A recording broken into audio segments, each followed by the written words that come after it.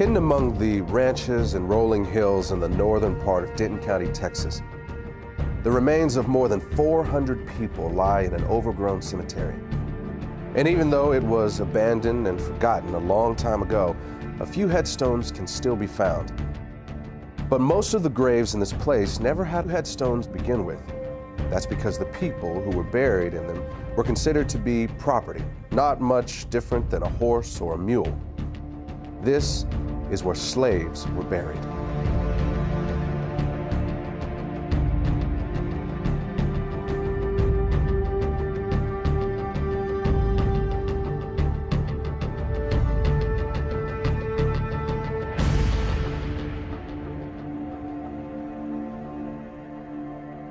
Hello, my name is Marcus Lloyd.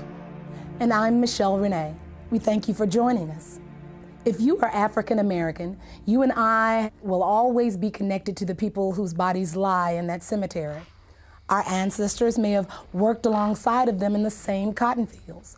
They could have been bought and sold at the same auction houses or had chains hammered around their necks by the same overseer.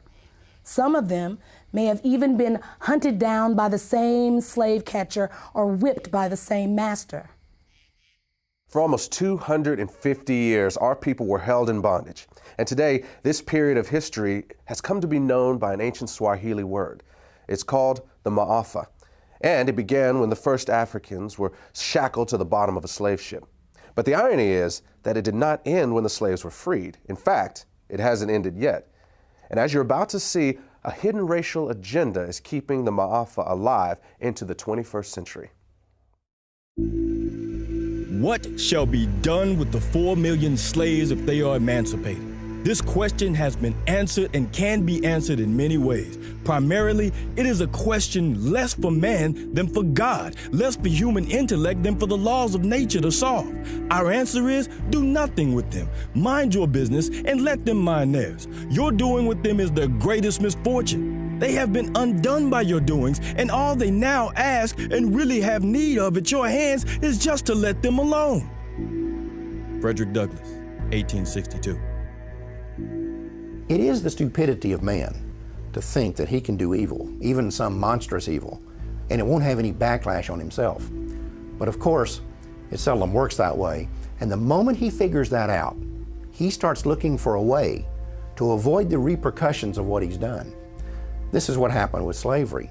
In the early 1800s, as it began to look like the end of slavery might be on the horizon, white America started to be concerned that a day of reckoning was coming.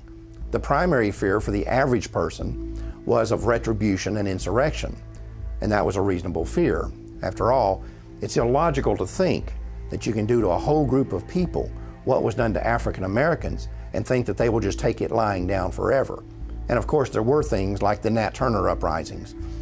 But for the wealthy elite, their fears went beyond things like insurrection.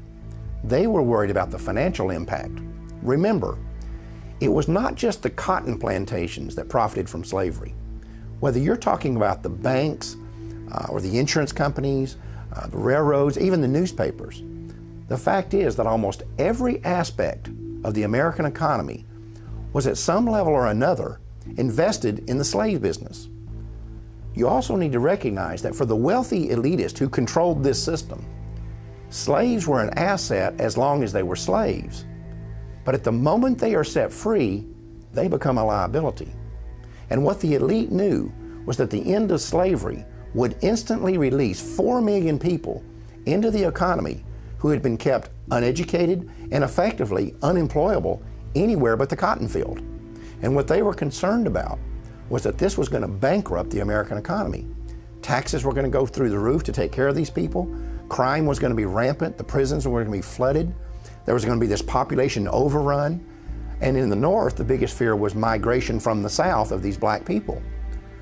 The other fear that these people had was intermarriage between blacks and whites would lead to a loss of racial purity. The question was, what were they going to do about it? And their initial thought was that they would just send all the slaves back to Africa. This plan was called colonization, and it had broad support among the wealthy elite. In fact, the American Colonization Society was even funded by the United States Congress. But in the end, colonization proved to be unworkable, and the idea was eventually scrapped.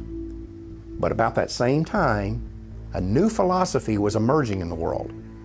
It was called eugenics, and for some, it seemed like the perfect solution to what had become known as the Negro dilemma.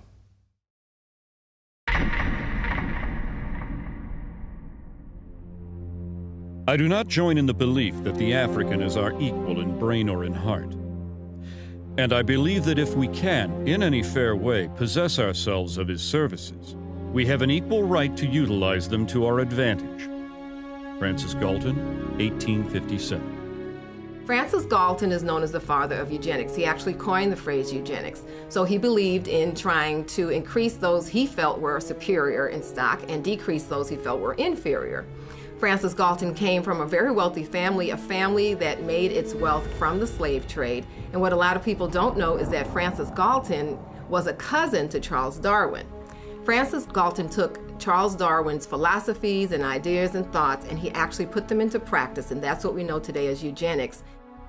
Eugenics and evolution are related in that they both see what they consider to be the highest form of primate, such as the gorilla, as almost indistinguishable from what they consider the lowest form of human, the African and the Aborigine.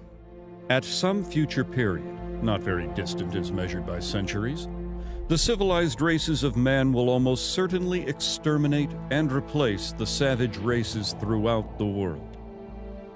The break between man and his nearest allies will then be wider, for it will intervene between man and a more civilized state, and some ape as low as a baboon instead of as now between the Negro or Australian and the gorilla. Charles Darwin, 1890. Charles Darwin is very well known for writing The Origin of Species in the 1800s. This book gave rise to evolutionary theory. What people don't know is that there was actually a longer original title to this book, and that was On the Origin of Species by Means of Natural Selection, or the Preservation of Favored Races in the Struggle for Life. Now, copies and editions that they made afterwards eliminated that phrase about the favored races. Evidently, they understood then that it was politically incorrect. Some may defend Francis Galton because eventually that he rejected slavery, but they do point out that all of his wealth did derive from the slave trade, but also it needs to be known that he, as well as other eugenists, did not reject slavery until after it had ended, and they could not any longer exploit blacks legally. So at that point, it would have been quite easy for he and his cohorts to reject slavery. I think this is a point that we all have to really realize, that the eugenics movement was not invented by the everyday average white American, but by a select group of wealthy white elitists that had often used this ideology to pit all of white America against black America. And so we see that indeed that truly is the case even to this day. Average Negroes possess too little intellect, self-reliance, and self-control to make it possible for them to sustain the burden of any respectable form of civilization without a large measure of external guidance and support. Francis Galton, 1873. Eugenicists believed that Africans were inferior not just mentally, but physically, and that left to themselves, left alone, they would not make it. The problem is, it didn't work. With that failure, the eugenicists moved on to what is known as positive eugenics. In positive eugenics, the eugenicists wanted the white population to reproduce, to have so many children that it overwhelmed the black population. But that didn't work either. Next, they moved on to what they called negative eugenics.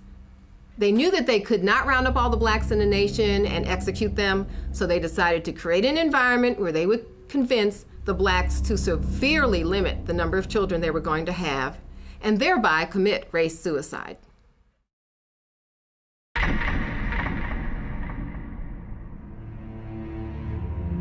The problem of the socially fit must be treated not as one of color, but as a problem of the spread of feeble-mindedness. Dr. Charles Davenport, 1913, director of the Eugenics Record Office, Cold Spring Harbor, New York, and co-founder of the American Eugenics Society. The eugenics realized that they could not promote their agenda simply because they knew it would be viewed as politically incorrect and socially unacceptable. So what they did was use code words that were once successful in slavery, terms such as feeble-minded, unfit, words such as imbecile, immoral, criminal. They tagged those labels upon the targeted community. These words were less inflammatory, so it let society more or less not be totally alarmed of the original intent, but deep down inside, I believe everyone truly knew what segment of society and what people they were actually talking about.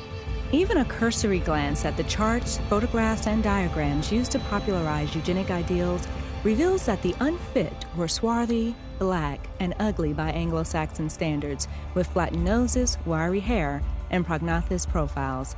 Harriet Washington, author, Medical Apartheid. In the early 20th century, the white elitists who made up the eugenics movement were no longer just philosophers and academics. Now they were industrialists and billionaires who had come to embrace a worldview that was essentially identical to the eugenics movement. The same individuals and corporations who had once made millions on the backs of slaves were now willing to spend millions to get rid of them. But that didn't mean that these guys were interested in being public crusaders for the eugenics movement. They were certainly willing to be the brains and the money behind it, but they would hire crusaders to do the dirty work. And the primary one they settled upon was a woman named Margaret Sanger. She was the founder of the American Birth Control League and the publisher of its newsletter, the Birth Control Review. On a practical level, the relationship between Sanger and these elitists was basically a marriage of convenience. In order to advance their common agendas, they needed a front man and she needed money. And the whole thing would be held together by this kind of bizarre obsession with race and class. The result was that the American Birth Control League became the driving force behind the American eugenics movement. Eugenics would no longer just be a philosophy. Sanger and others like her were going to put it into practice. We are paying for and even submitting to the dictates of an ever-increasing, unceasingly spawning class of human beings who never should have been born at all. Margaret Sanger, 1922. The laws of nature require the obliteration of the unfit, and human life is valuable only when it is of use to the community or race. Madison Grant, 1916, co-founder, American Eugenics Society. The black man has never been a competitor, but has always been subservient to the white race. And just so long as he remains subservient, his position is secure. And just so soon as he becomes a competitor, his fate is sealed. Dr. Benjamin Hayes, eugenicist, 1905. The American Birth Control League was wise enough to get their program of population control across by using what had worked in the past, the same code words that had established the institution of slavery and that was also used by the early eugenics movement was once again used by the American Birth Control League. The Margaret Sangers of those days did not come out and say they were trying to eliminate black people. What they did say, they were trying to rid society of the feeble-minded. They were trying to rid the society of the criminal.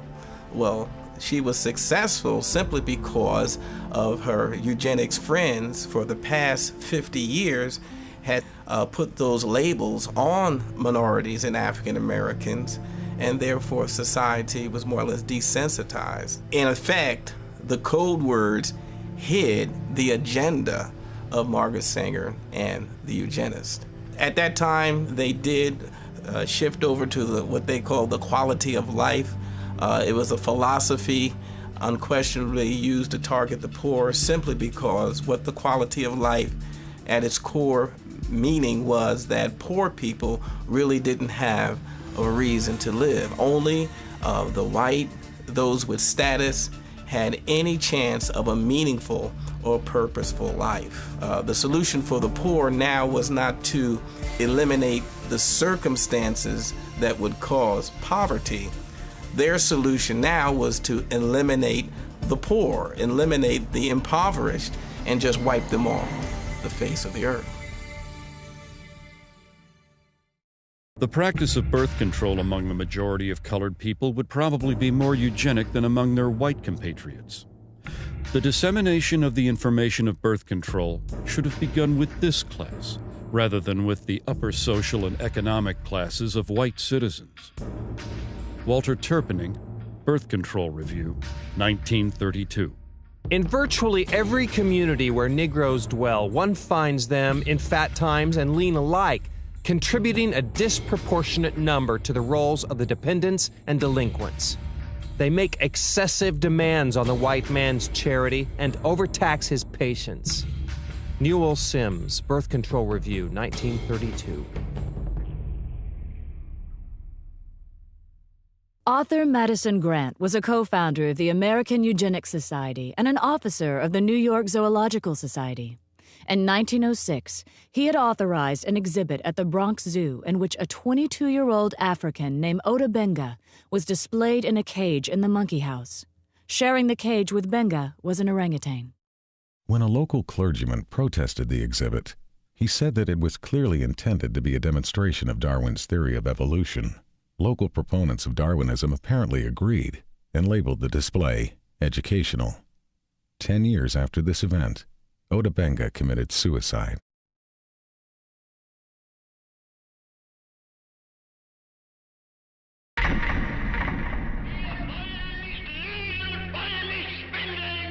During Hitler's regime, the Germans were supplied with elaborate charts and complicated theses supposedly proving the superiority of the German people. It is interesting to note that at the bottom of these charts were the colored people of the world, most conspicuously, the black people. Floyd McKissick, National Director, Congress of Racial Equality, 1967. An often overlooked fact about the German Holocaust is that the Nazis did not simply target the Jewish population. They went after the black community as well.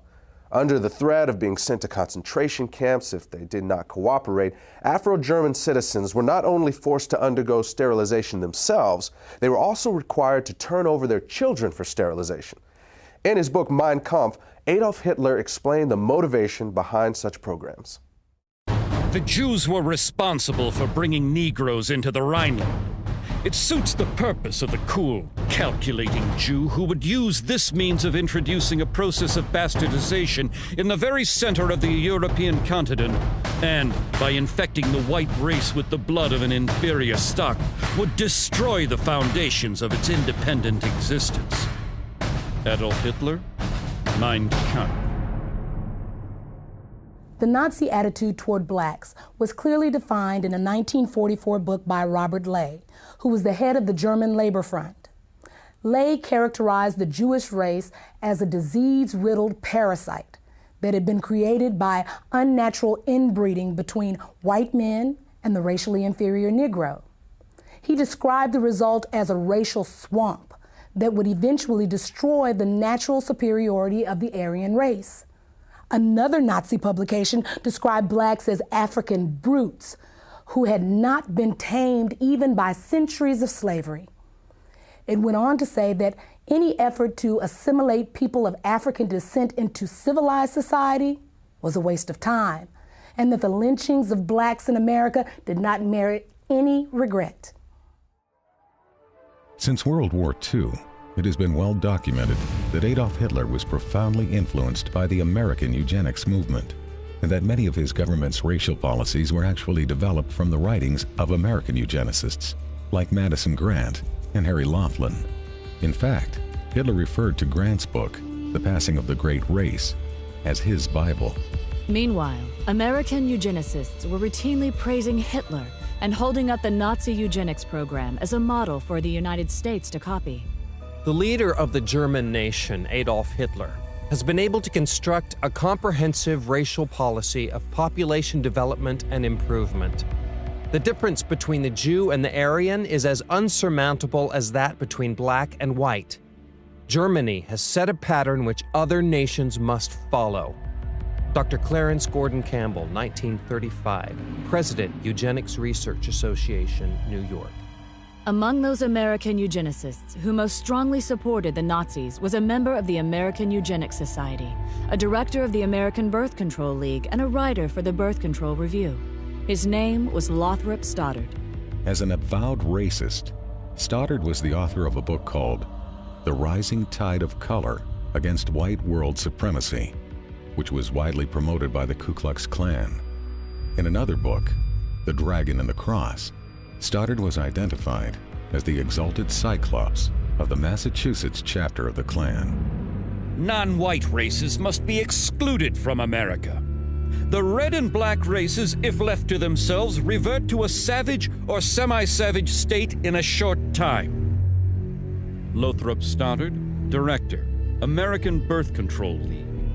On the 19th of December, 1939, during a 4-month stay in Germany, Stoddard was given a personal meeting with both Adolf Hitler and the man who would eventually be in charge of the Nazi Holocaust, SS leader Heinrich Himmler. Later, when a course on race was introduced at Halle University in Germany, its instructor stated that it would be modeled on the philosophies of American eugenicists, including Lothrop Stoddard. Eventually, Stoddard's racial views would even be featured in Nazi school textbooks. The white race divides into 3 main subspecies: the Nordics, the Alpines, and the Mediterraneans. All 3 are good stocks, ranking in genetic worth well above the various colored races. Lothrop Stoddard, Director, American Birth Control League. To eliminate blacks from Germany, one of the people Hitler called on was a eugenicist who had once written that blacks are an inferior race of savages who should only be allowed to survive as long as they are of use to the Aryan race. His name was Eugen Fischer, and about 20 years earlier, he had been one of the leaders of a system of concentration camps in southwestern Africa, where blacks were rounded up to be executed, experimented on, or held as free labor. Under Hitler, Fischer would serve on committees that planned the sterilization of all blacks in countries that came under German control. He would also be one of the first Nazi scientists to become publicly affiliated with the Carnegie-funded eugenics laboratory in Cold Spring Harbor, New York. Eventually, Fischer would also be put in charge of the Kaiser Wilhelm Institute, which was funded by the Rockefeller Foundation. It was here that many of the Nazi programs for creating racial purity were developed. In 1927, Margaret Sanger organized the World Population Conference in Geneva, Switzerland, and gave it front-page coverage in her Birth Control Review. The events program shows that several of its attendees were colleagues of Sanger's from the American eugenics movement. It also documents that among those who were given a leadership role in the conference was Eugen Fischer, the man who would eventually lead the Nazi effort to eradicate blacks from Europe. Another American eugenicist with Nazi connections was Harry Laughlin. Now, he was an official with both the American Eugenics Society and the American Birth Control League, and in 1928 his plan for using forced sterilization to eliminate those who might produce what he called degenerate offspring was published in the Birth Control Review. In 1936, Laughlin led an effort to distribute the English language version of a Nazi eugenics film to audiences in the northeastern part of the United States. He had acquired the rights to the film from the Race Policy Office of the Nazi Party and, with the help of 2 other American eugenics organizations, had mailed literature to biology teachers at 3,000 U.S. high schools, urging them to show it in their classrooms. Later that year, Laughlin was praised in a Nazi newspaper and awarded an honorary degree from the University of Heidelberg for his contributions to the Nazi eugenics effort. In the 1930s, a German psychiatrist named Ernst Rudin was named president of the International Federation of Eugenics in Cold Spring Harbor, New York, which was funded by the Carnegie Corporation. And in 1933, his call for racial purity was published in the Birth Control Review. Later, Rudin would be chosen by Hitler to write Germany's eugenics laws, and at one point, he personally helped the Gestapo round up and sterilize several hundred blacks, who they referred to as Rhineland bastards. After the war, Rudin would be identified as one of the architects of the barbaric medical experiments that the Nazis carried out in their concentration camps. It may be possible that Hitler actually got the idea for concentration camps while studying the American eugenics movement.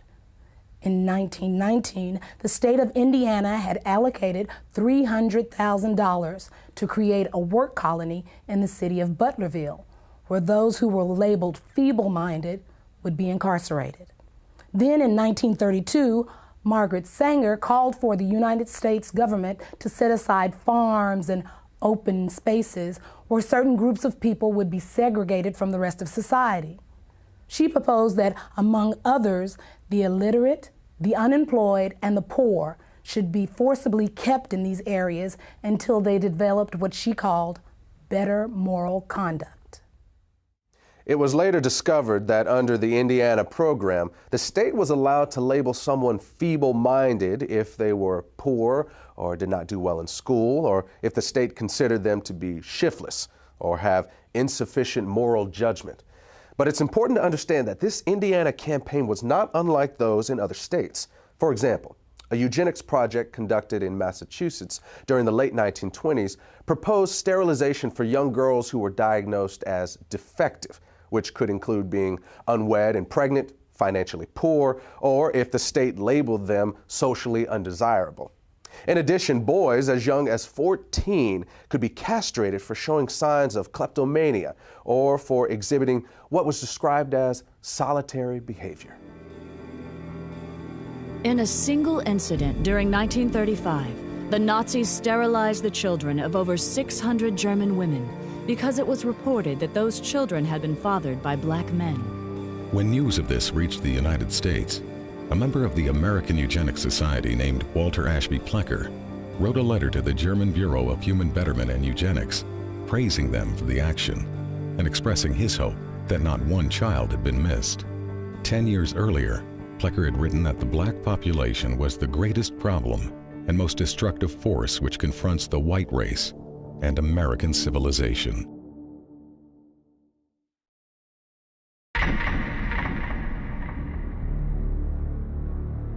Eugenics goals are most likely attained under a name other than eugenics. Frederick Osborne, president and founding member of the American Eugenics Society. By the late 1930s and early 1940s, revelations about Nazi and fascist atrocities in Europe were causing the public to become increasingly uncomfortable with terms like eugenics and population control. This alarmed the leaders of the American Birth Control League, who were aware that this shifting attitude could impact both their ability to implement their racial agenda and their ability to raise funds. They were also aware that the connections between the American Birth Control League and the Nazis were starting to become known. Marketing research had shown them that in this environment, they needed to move away from words like control in favor of less threatening words like planning. So in 1942, they changed the name of the organization. From then on, the American Birth Control League would officially be known as Planned Parenthood. The important thing to understand here is that this name change did not change the organization's agenda. The same people were still in control, they were still obsessed with race, and they were still dedicated to eugenics. Today, defenders of Margaret Sanger will often try to hide her racism by claiming that she was not really a eugenicist and that Planned Parenthood was never part of the eugenics movement. But the truth is that as late as 1956, the American Eugenics Society listed Sanger as a member of the organization. In addition, many of Sanger's colleagues and the people whose writings she published, as well as many of Planned Parenthood's officers, were also known to be members. In fact, the ties between Sanger and the eugenics movement were so well established that in the 1920s, Sanger pursued a plan to merge the American Birth Control League, or Planned Parenthood as it was later called, with the American Eugenics Society. However, despite Sanger's efforts, the merger plan died after being rejected by the leadership of the American Eugenics Society. As an alternative, Sanger then proposed that the two organizations at least combine their publications into one magazine. But again, that idea was also rejected by the American Eugenics Society. The eugenic and civilization value of birth control is becoming apparent to the enlightened and the intelligent.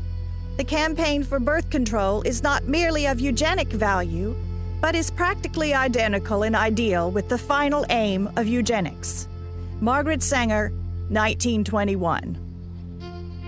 In her autobiography, Margaret Sanger wrote about a speech she gave in 1926 at a Ku Klux Klan rally in Silver Lake, New Jersey.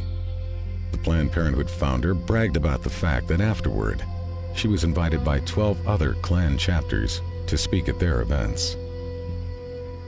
At about the same time the American Birth Control League was changing its name to Planned Parenthood, a lot of books and reports began coming out that attempted to put a happy face on eugenics, and many of them were written by people that were associated with Planned Parenthood. The strategy here was obvious. Since the Nazis had turned eugenics into a four-letter word, the American eugenics movement decided it was time to lay low. So most of their writings during this time period downplayed the role of eugenics and couched their agenda in terms of helping the African American. Perhaps the best example of this is a 1,500-page book by eugenicist Gunnar Myrdal called An American Dilemma, The Negro Problem in Modern Democracy. Interestingly, this book was not the result of some mom-and-pop operation. Myrdal had 75 assistants working on this project whose salaries were being paid for by the Carnegie Corporation, and Carnegie had been a major player in the eugenics movement for many years. Gunnar Myrdal and his wife Alva were both involved in eugenics. They were funded by both the Rockefeller Foundation and the Carnegie Corporation. They were also closely linked to a Swedish eugenics program which forcibly sterilized 66,000 people. When you read Chapter 7 of this book, it becomes undeniable that this is a blueprint for the modern eugenics movement that we still see in the United States today.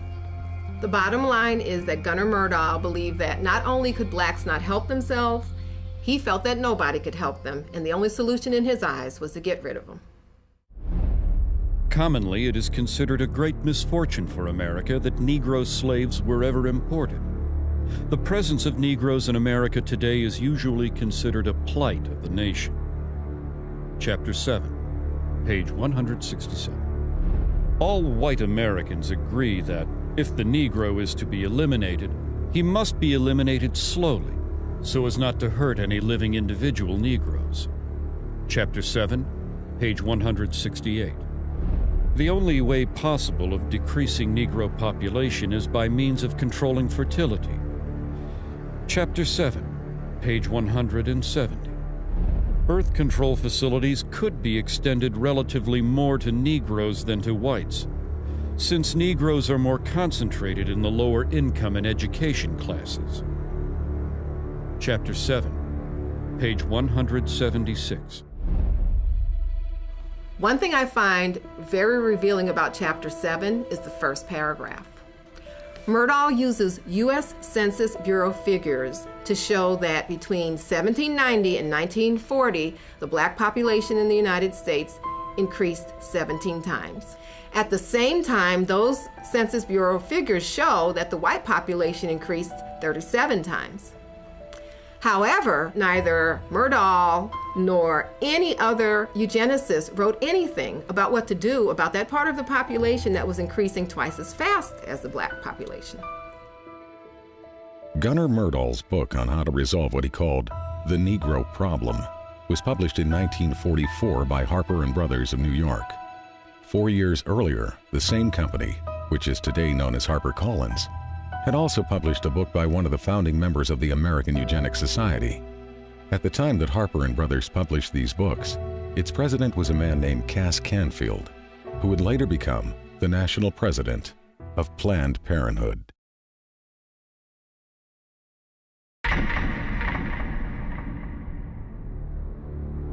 We hope that the restraint of population growth can come about through voluntary means.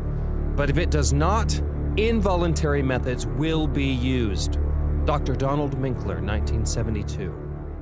Donald Minkler was the president of the American Association of Planned Parenthood Physicians and a member of the board of directors of Planned Parenthood Federation of America. Like many of those in the eugenics movement, he understood that their plans would not always be voluntarily adopted, and that the use of governmental coercion or even force might one day be necessary. The idea of forced eugenics was not something that suddenly developed in the 1970s. In a 1929 speech, American eugenicist Samuel Holmes had proposed that mandatory birth control should be used as a tool to eliminate what he called the menace to the white race that had been created by increases in black population. His solution was to have a quota system in which the right to have a child would be controlled by the government and determined by race. At the time, Holmes was on the National Council of the American Birth Control League, which would later become known as Planned Parenthood. Then, in 1936, eugenicist Julian Huxley proposed that the genetically inferior classes could be made to have fewer children if they were denied easy access to welfare. Another part of this proposal was that medical care to these same people should be restricted in order to reduce the survival rates of the children they did have. He also called for the forced sterilization of anyone who was unemployed beyond a certain length of time. Huxley was later honored by Planned Parenthood and was a featured speaker at one of their annual conventions. The reality is that the views of people like Samuel Holmes and Julian Huxley were never uncommon within the American eugenics community. In 1969, a professor at the University of California, Dr. Garrett Hardin, called it insanity to rely on voluntarism to control population. Hardin was a member of the American Eugenics Society and an outspoken advocate of government-enforced birth control, saying that citizens should be willing to give up their right to breed for the betterment of society. In 1980, he was given Planned Parenthood's highest national award. He and his wife would later kill themselves in a joint suicide pact. There were, of course, some within the eugenics movement who were uncomfortable with the idea of using force, and they would often express their reservations about it in public. But when pressed, virtually none of them would rule it out, including Planned Parenthood founder Margaret Sanger. I consider that the world and almost our civilization for the next 25 years is going to depend upon a simple, cheap, safe contraceptive to be used in poverty-stricken slums, jungles, and among the most ignorant people. Even this will not be sufficient, because I believe that now, immediately, there should be national sterilization for certain dysgenic types of our population who are being encouraged to breed and would die out were the government not feeding them. Margaret Sanger, 1950. This was written by Sanger in a personal letter to Catherine Dexter McCormick. McCormick was an heir to the international harvester fortune and would later use part of her immense wealth to fund the development of the birth control pill. In 1966, an example of the coercive power of state eugenics laws was seen in Maryland when 3 young mothers applied for welfare benefits. All 3 were arrested for child neglect, even though the authorities never claimed to have any evidence of abuse or neglect. Instead, the women were held under a state law which stated that simply being unmarried and pregnant was child neglect. The judge in this case warned the women that if they ever became pregnant again, the state would take custody of all their children. Officials in Prince George's County, where the arrest took place, stated that welfare recipients could avoid being prosecuted under this law by submitting to state-sponsored birth control education.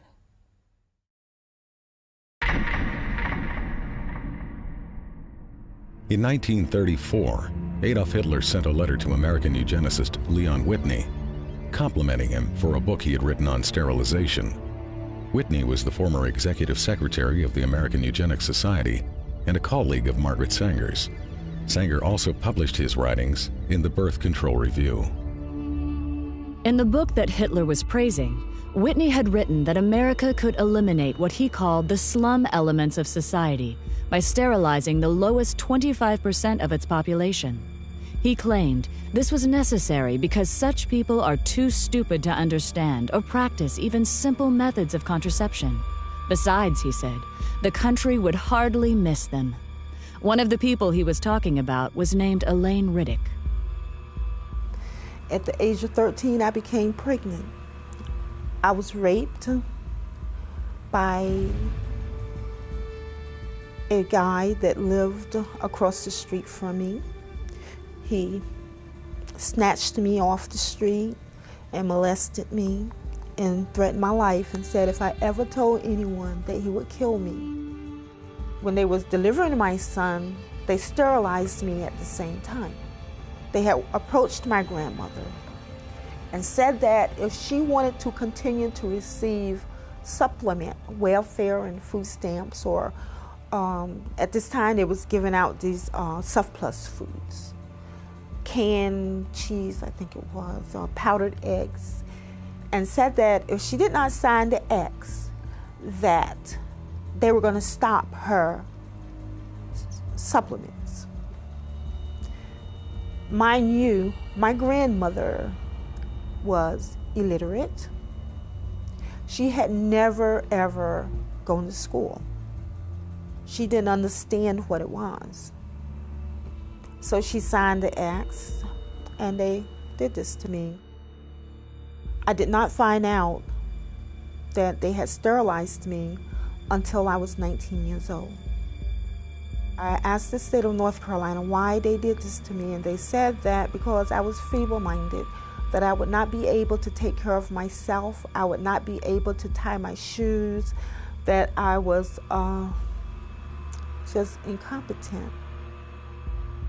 The state of North Carolina also said that I had never performed, at the age of 13, I had never performed a day's work in my life. They couldn't get me to do anything. But at the age of 13, I mean, should I not have been in school? They were saying that feeble-mindedness is hereditary. So they sterilized me so I would not produce my kind. Mind you, I am not illiterate, nor am I feeble-minded. I never went into high school, but yet I still acquired a college degree. They also justified that my child or my children would be feeble-minded. My son is the president of his own semiconductor company. He has his own construction company. And he has his own real estate company. I mean, how can you think that your government allowed or allowing these things to happen to a person, a life? You can't say nothing, you have no rights. To me, they took away all of my rights. They sterilized kids from my understanding and my knowledge as young as 8 years of age. I don't know what an 8-year-old can do that could cause them to do this to them. The only reason I can give myself is that because they're black. In 1961, social worker Sue Casebolt had been installed as the executive secretary of the North Carolina Eugenics Board. At a board meeting held 3 weeks later, she stated that she was going to keep a file on every child whose name reached her desk so that they could be picked up as soon as they reached childbearing age. Casebolt was still on the board in 1968 when it approved the sterilization of 14-year-old Elaine Riddick. It is better for all the world if instead of waiting to execute degenerate offspring for crime or to let them starve for their imbecility, Society can prevent those who are manifestly unfit from continuing their kind. 3 generations of imbeciles are enough. Oliver Wendell Holmes, U.S. Supreme Court Justice, 1927. Holmes made this statement in his ruling on the constitutionality of Virginia's forced sterilization law. It mirrored the views of President Theodore Roosevelt, who had originally appointed Holmes to the Supreme Court. In a 1913 letter to American Eugenics Society founder Charles Davenport, Roosevelt had stated that the country had no business allowing citizens of the wrong type to reproduce. In 1907, Indiana had become the first of more than 30 states to pass sterilization laws, and some of those laws stayed on the books well into the 1970s. In fact, the state of Oregon did its last sterilization in 1981 and did not abolish its eugenics board until October of 1983. Some states practice sterilization without ever creating an official eugenics board. In those instances, few if any records were kept. And in the states that did keep records, many have never been made available to the public. But in just those states that have released their records, it is known that at least 60,000 Americans were sterilized, and they were disproportionately Black. In addition, during a 1973 lawsuit, a federal judge estimated that as many as 150,000 additional low-income women may have been sterilized under federal programs alone. These sterilizations were often performed without the patient's knowledge or consent, and sometimes against their will. It was also common for social workers to tell welfare recipients that they would lose their benefits if they did not agree to be sterilized. In some cases, poor families were even threatened with the loss of welfare unless they brought their children in for sterilization. The result was that some of the people sterilized were as young as 10 years old. In the first 6 months of 1972, one hospital in Aiken County, South Carolina, sterilized over 1/3 of the Medicaid patients who were there to give birth, and all but one of these women were Black.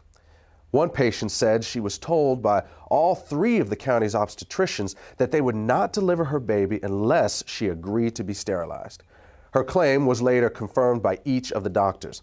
Another patient said she was told by one of these same physicians that he was tired of having to help support the babies of welfare recipients and that she could either agree to be sterilized or find another doctor.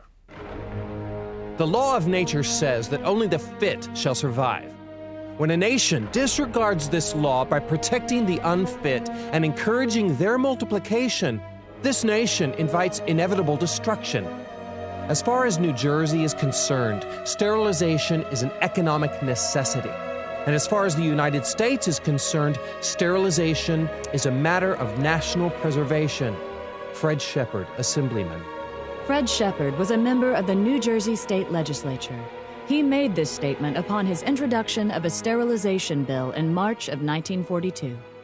In some parts of the country, Planned Parenthood was closely associated with these state eugenics boards and was often a referral agency for them. But the system did not always run smoothly. In 1969, when the number of sterilizations approved by the Iowa State Eugenics Board began to drop, the board was attacked in the press by the executive director of Planned Parenthood, Robert Weber. He said that he was alarmed by the decline in numbers and that the Eugenics Board should expand its approval criteria. Board Chairman Dr. S.M. Corson responded that the board's guidelines were already fairly broad. He pointed out that approvals were routinely given for young girls for no reason other than the board's speculation that they might likely one day engage in immoral behavior without the capacity for being wives and mothers. At that point, Weber publicly scolded the board and told them that they should either increase the number of sterilizations or quit.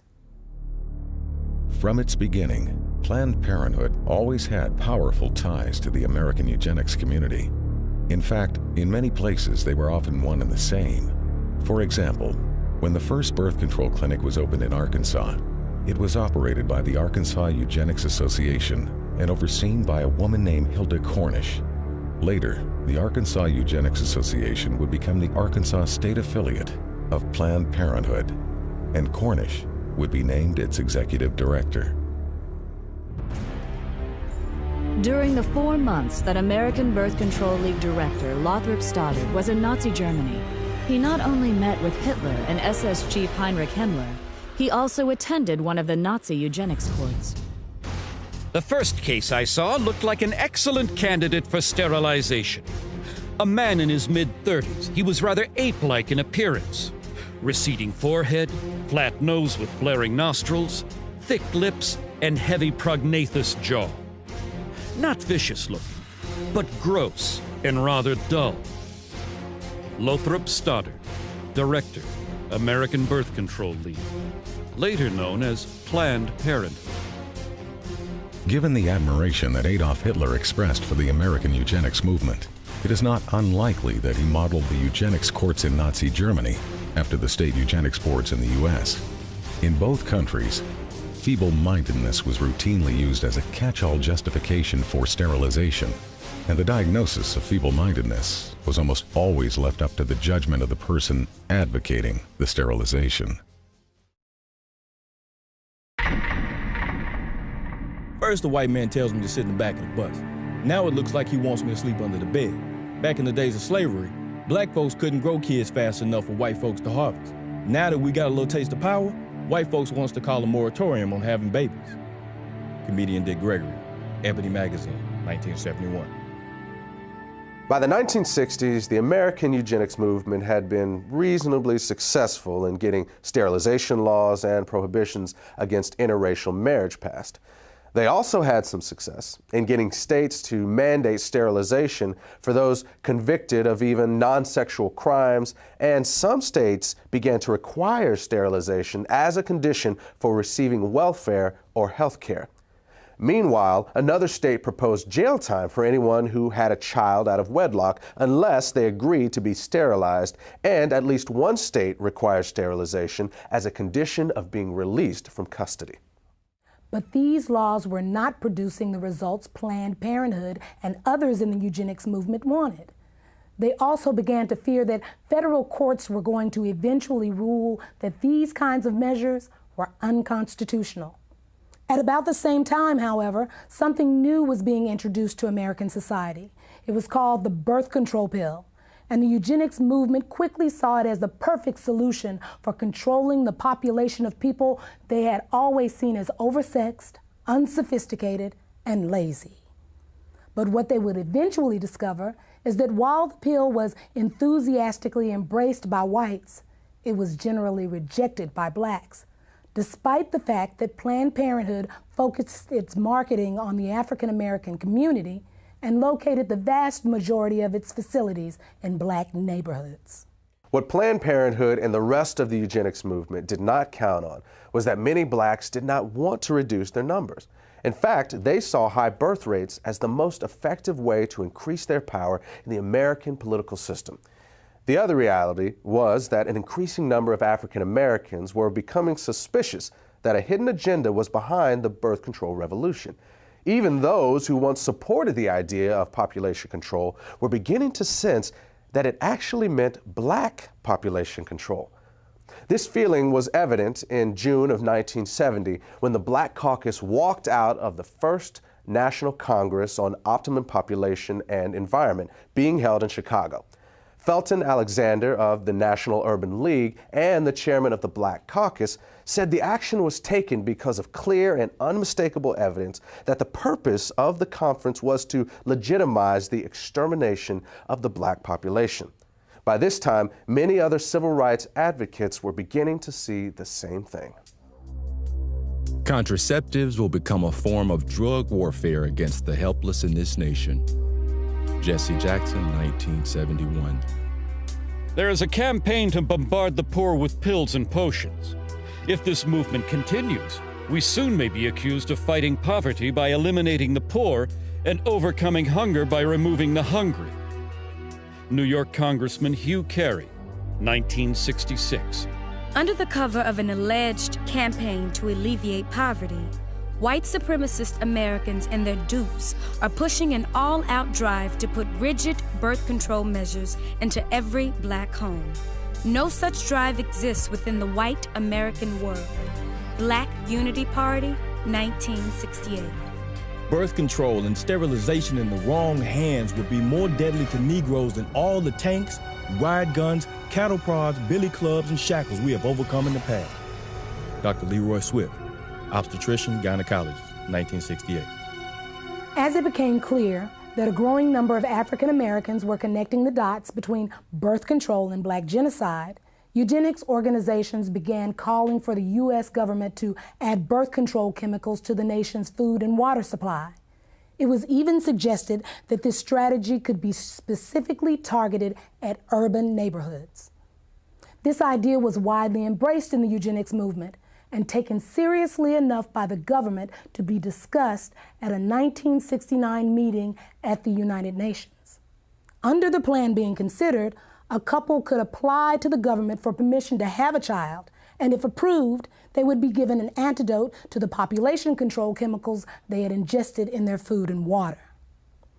Interestingly, the idea that government should have some sort of licensing agreement to regulate who would and would not be allowed to give birth was not a new one. In 1934, Planned Parenthood founder Margaret Sanger had proposed that the U.S. government implement a system in which women would not have the legal right to have a child without a permit from the government, and that these permits would only be good for one baby. But eventually, proposals like forced sterilization, chemicals in the food and water supply, and government control of childbearing were abandoned by most people in the eugenics movement. Despite the fact that many of them openly advocated such ideas, they would come to realize that there was really no practical way to carry them out. But for all their failures, what the eugenics movement had accomplished was to lay the foundation for the next phase of their plan. And this is where they would find the success that they had been chasing for over 100 years.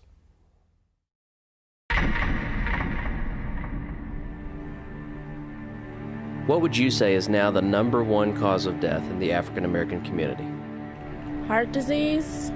Oh, HIV, AIDS. Diabetes, cancer, AIDS. I'll say heart disease. AIDS. From what I heard, it's probably AIDS, you know. Probably heart disease. I think heart disease. HIV. No. Gang violence. What if I told you the real answer was abortion?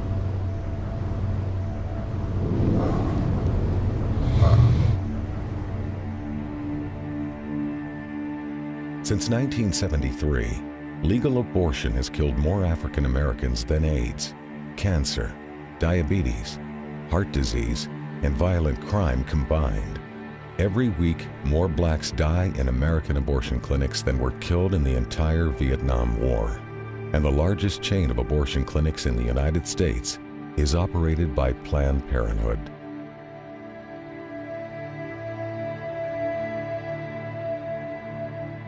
We have now reached a point in this country that African American women, though they make up 12% of the population, they account for 37% of the abortions. An African American baby is almost 5 times more likely to be aborted than a white child. The abortion industry at this point kills as many African American people every 4 days as the Klan killed in 150 years. And you can truly say the most dangerous place for an African American to be is in the womb of their African American mother. All across America, you can stand outside of the abortion clinics and see a steady stream of black women coming in and out. But somewhere along the way, we got the idea that this is a white issue or a conservative issue or a Republican issue, and therefore it's not an issue that we have to be concerned about. This same attitude has allowed Planned Parenthood and other members of the abortion industry to carry out this genocide right under our very noses. Right now in America, about half of our babies are being killed in the womb. And in certain parts of America, more of our babies are being aborted than are being born. When 17,000 aborted babies were found in a dumpster outside of a pathology laboratory in Los Angeles, California, some 12 to 15,000 were observed to be black. Irma Clardy Craven, Chairman, Minneapolis Commission on Human Rights and Secretary of the Urban League. To understand what the agenda was behind the legalization of abortion, all you need to do is look at the statistics from the U.S. government. Studies from the CDC show that prior to the legalization of abortion, approximately 80% of all illegal abortions were done on white women. One study in New York even found that white women had 5 times as many abortions as black women. But at the moment abortion became legal, that began to reverse. And that's why the legalization of abortion was so crucial for the eugenics movement. Legalization created the ability to market abortion in the black community. And from a eugenics standpoint, that changed everything. These people cannot have it both ways. First, they say that birth control will reduce the number of abortions. Then they flood our neighborhoods with birth control clinics. And what's the result? Our abortion rate skyrockets. So either they lied about the fact that birth control would reduce abortions in our neighborhoods, or this is the results and the purpose they wanted from the beginning. At this point, I truly have the tendency to believe the latter. In 1973, the year abortion was legalized nationwide, Dr. Christopher Tietze produced a study on abortion demographics at the request of the Population Council, a New York-based eugenics organization. In this report, Tietze confirmed previous research showing that when abortion is illegal, the abortion rate is much higher for white women than for black women, but that this completely reverses whenever abortion is legalized. At the time he published these findings, Tietze was a consultant to both Planned Parenthood and the National Abortion Federation. Other researchers within the eugenics and abortion movements were also documenting that easy access to abortion clinics produces higher abortion rates in the surrounding area. And at least one expert discovered that having a nearby clinic is a bigger factor in the black abortion rate than it is in the white abortion rate. At the same time this data is being circulated, Planned Parenthood and the rest of the abortion lobby were in the process of locating the vast majority of their facilities in minority neighborhoods. Then in 1974, a study was released on population control that had been conducted by researchers at 3 major universities. By analyzing data obtained from Planned Parenthood's own records, they determined that the #1 factor in deciding whether a county in the United States provided free or low-cost family planning services was not poverty, but race. The researchers said their findings seemed to support the contention of many civil rights activists that such programs are less intended to assist the poor than they are to control the growth of the black population. Birth control and abortion are turning out to be the great eugenic advances of our time. Frederick Osborne, founding member of the American Eugenics Society, 1973. The best way to hate a nigger is to hate him before he is born. Leander Perez, Louisiana State Judge, 1970. 2 years after the director of Iowa Planned Parenthood had publicly attacked the state's eugenics board for not approving enough sterilizations, a bill was introduced in the Iowa legislature to legalize abortion. Despite having the support of both the state Republican Party and the state Democratic Party, as well as strong backing from the governor, the bill would be defeated almost single-handedly by the only African American in the Iowa legislature. Proponents have argued this bill is for blacks and the poor who want abortions and can't afford one. This is the phoniest and most preposterous argument of all. I represent the inner city where the majority of blacks and poor live, and I challenge anyone here to show me a waiting line of either blacks or poor whites who are wanting an abortion. Iowa State Representative June Franklin, Democrat, 1971. From the beginning, it was obvious that racism was the driving force behind the eugenics movement. While it was true that from time to time these elitists and social engineers would toss a few lower-class whites in among the feeble-minded and worthless who should be bred out of society, it was also true that they never seemed to include blacks among the best and the brightest who should be bred in. And at the same time, the country was being saturated with calls for population control and family planning. The facilities to carry them out were pouring into the black community. After all, no one was suggesting that there were too many white people in the world. And realities like those did not go unnoticed by early civil rights activists. For them, the reason birth control and abortion were being pushed was not a secret. Those whom we could not get rid of in the rice paddies of Vietnam, we now propose to exterminate if necessary, eliminate if possible, in the OB wards and gynecology clinics of our urban hospitals. Jesse Jackson, 1971. Black people are the target of birth control, not because the ruling politicians like them and care about their economic equality, but because they hate them and can no longer use them in plantations and other cheap labor conditions. Muhammad Speaks, the Black Muslim newspaper, 1970. I believe the entire question of abortions is just one more in the continuous series of events to eliminate the black population. Father George Clemens, Jet Magazine, 1973. The abortion law hides behind the guise of helping women, when in reality it will attempt to destroy our people. Brenda Hyson, New York chapter, Black Panther Party, July 1970. The racist tells you to take birth control pills to kill, to murder life that might have existed if you had not. They are planning mass extermination of people they consider dispensable. Van Keys, Oakland chapter, Black Panther Party, 1969. A true revolutionary cares about the people. He cares to the point that he is willing to put his life on the line to help the masses of poor and oppressed people. He would never think of killing his unborn child. Detroit chapter, Black Panther Party, 1970. Who the hell is getting the pill? The Mexican and the Negro. Do you want to wipe us out? Cesar Chavez, 1967. On the day after the assassination of Dr. Martin Luther King, a memorial service was held at Howard University in Washington, D.C. As mourners left the auditorium, they encountered about 600 people attending a rally outside. Several speakers were heard warning the crowd that population control was being used as a weapon of black genocide. Among the speakers who gave this warning was noted civil rights activist Stokely Carmichael. A year later, Pittsburgh police were called when 200 sticks of dynamite were discovered near a local Catholic church. An investigation revealed that the dynamite was not intended for the church, but was instead left behind by civil rights activist William Bowie Hayden. Hayden later admitted that he and his group, the United Movement for Progress, had planned to use the explosives to blow up nearby Planned Parenthood facilities because they were practicing black genocide.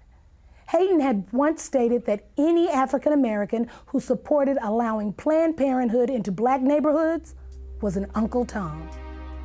Into the black community stepped Planned Parenthood. Only when they came into the black community, they've become Planned Black Genocide.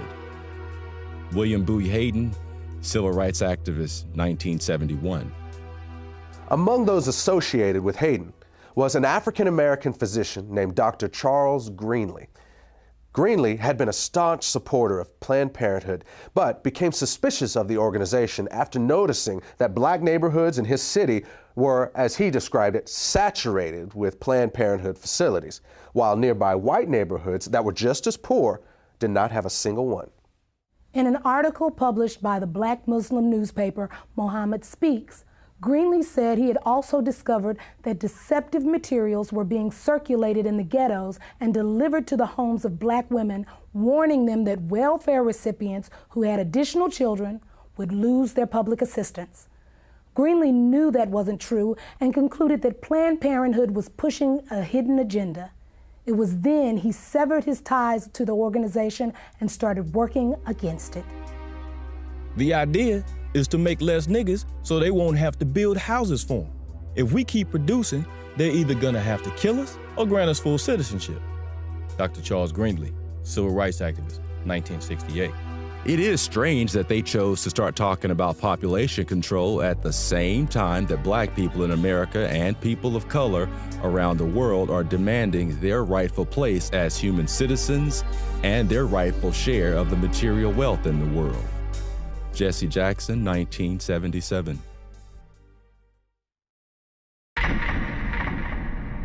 It is interesting how everyone assumes that the pro-life movement in America began in 1973 with Roe versus Wade. But we who were around during the civil rights movement and struggle of the 1960s, we know that the first anti-abortion groups were organizations like the Black Panthers, the Nation of Islam, and other community organizations. These folks were speaking out against both birth control and abortion long before the contemporary pro-life groups of today existed. But one of the problems with the civil rights movement was that there was far too many men and women who were willing to sell out the community. And a lot of powerful, influential African Americans knew that they had to be willing to turn and look the other way in order to advance their own personal political agendas. In 1972, those members of the Congressional Black Caucus, such as Charles Diggs, did not trust the abortion industry or those who were espousing population control or family health, and they were suspicious of them. But when the money began to flow, just as it was with Jesse Jackson, when he found out that indeed he could get funding and monies to run for presidents from these people, he flip-flopped in his position. Because he once said abortion is black genocide. What happens to a mind of a person in the moral fabric of a nation that can abort a baby without a pang of conscience? Where will we be 20 years from today? But when Reverend Jesse Jackson realized he needed money to run for president, all of a sudden the most important civil rights issue is a woman's right to choose. In 1975, Jesse Jackson called for the ban of abortion through a constitutional amendment. And in an interview in Jet magazine, he referred to abortion as genocide. But Jesse Jackson, on the other hand, wanted to become president. And the Democratic Party at that time had sold out completely to Planned Parenthood and the eugenics crowd. And Jesse Jackson went along to get along. And don't ever think that he was the only one. The unfortunate thing we face, whether we're talking about individuals or organization, there's never been a shortage of black leaders who are willing to sell us down the river if it's enough money and political power in it for them. I've been grappling with the fact that the NAACP is in bed with the very organization that has brought black genocide to our community. Dr. Alveda King, the niece of Dr. Martin Luther King, has tried on at least 3 occasions to bring to this organization's attention the black genocidal plot of people like Margaret Sanger and Planned Parenthood to exterminate the black community. And the stonewalling has been astounding. Alveda King literally has gone to the street along with myself to say to the NAACP, please deal with this issue of black genocide. The NAACP has responded by hiding and trying to prevent their convention goers to hear about black genocide. They've even gone to the extent of using buses to block our demonstration about black genocide in front of Cobo Hall where their convention was going on.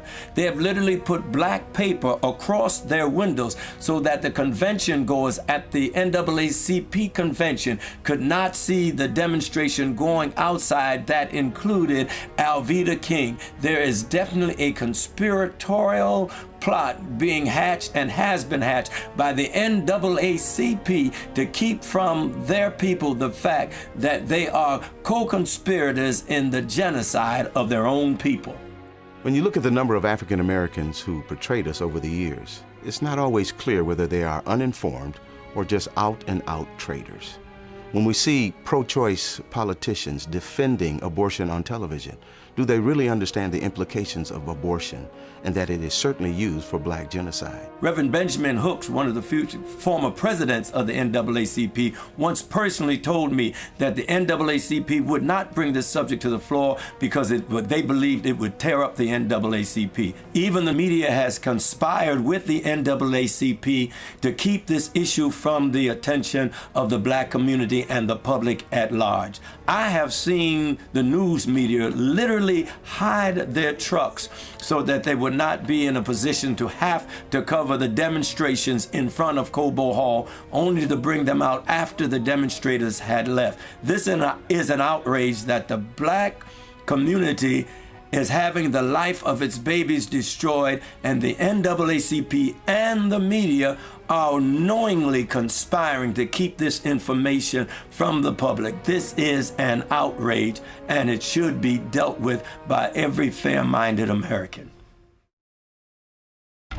The civil rights elite has forgotten the lives of unborn black children and has joined those who choose to kill them. Unbelievable!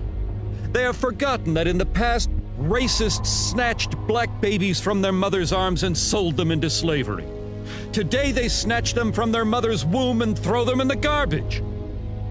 Ishmael Hernandez, Executive Director, African and Caribbean American Center, 2003.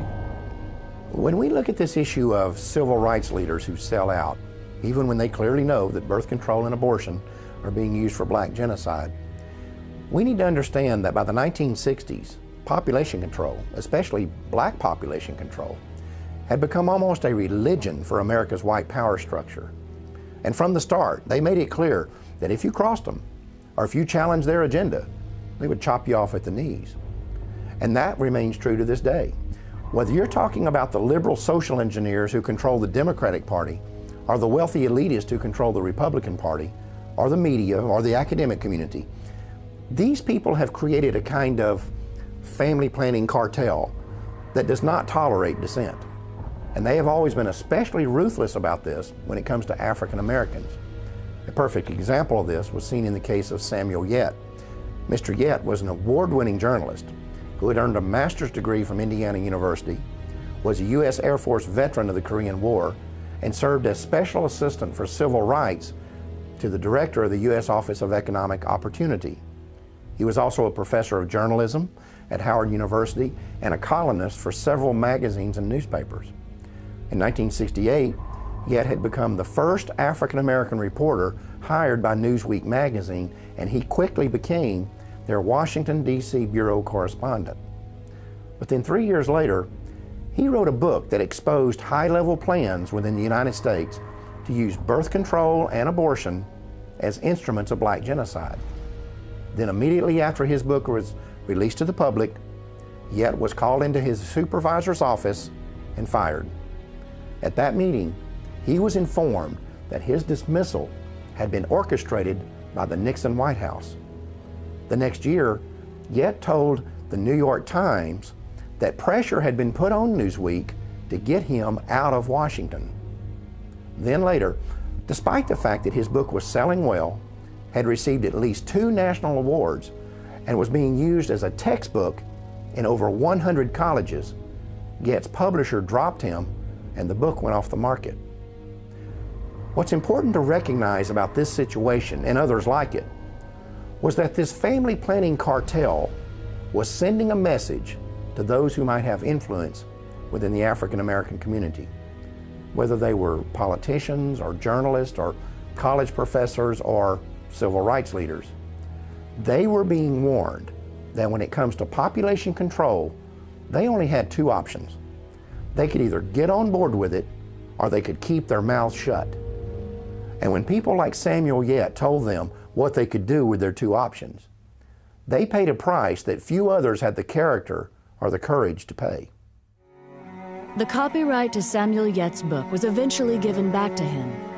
Then, in 1982, Yet used his own money to republish it. The foreword of that edition was written by a well-known civil rights activist and co-founder of both the Harlem Writers Guild and the National Cultural Committee of the NAACP. His name was John Oliver Killens, and in that foreword, he gave his analysis of the relationship between family planning and the black community. The American ruling class had made a hard decision. Americans of African descent would either accept the miserable lot or die. The venerable Saturday Evening Post issued what might be termed as a white paper in which it warned black America that they had better understand and accept the fact that absolute freedom and equality were not part of the game plan for them.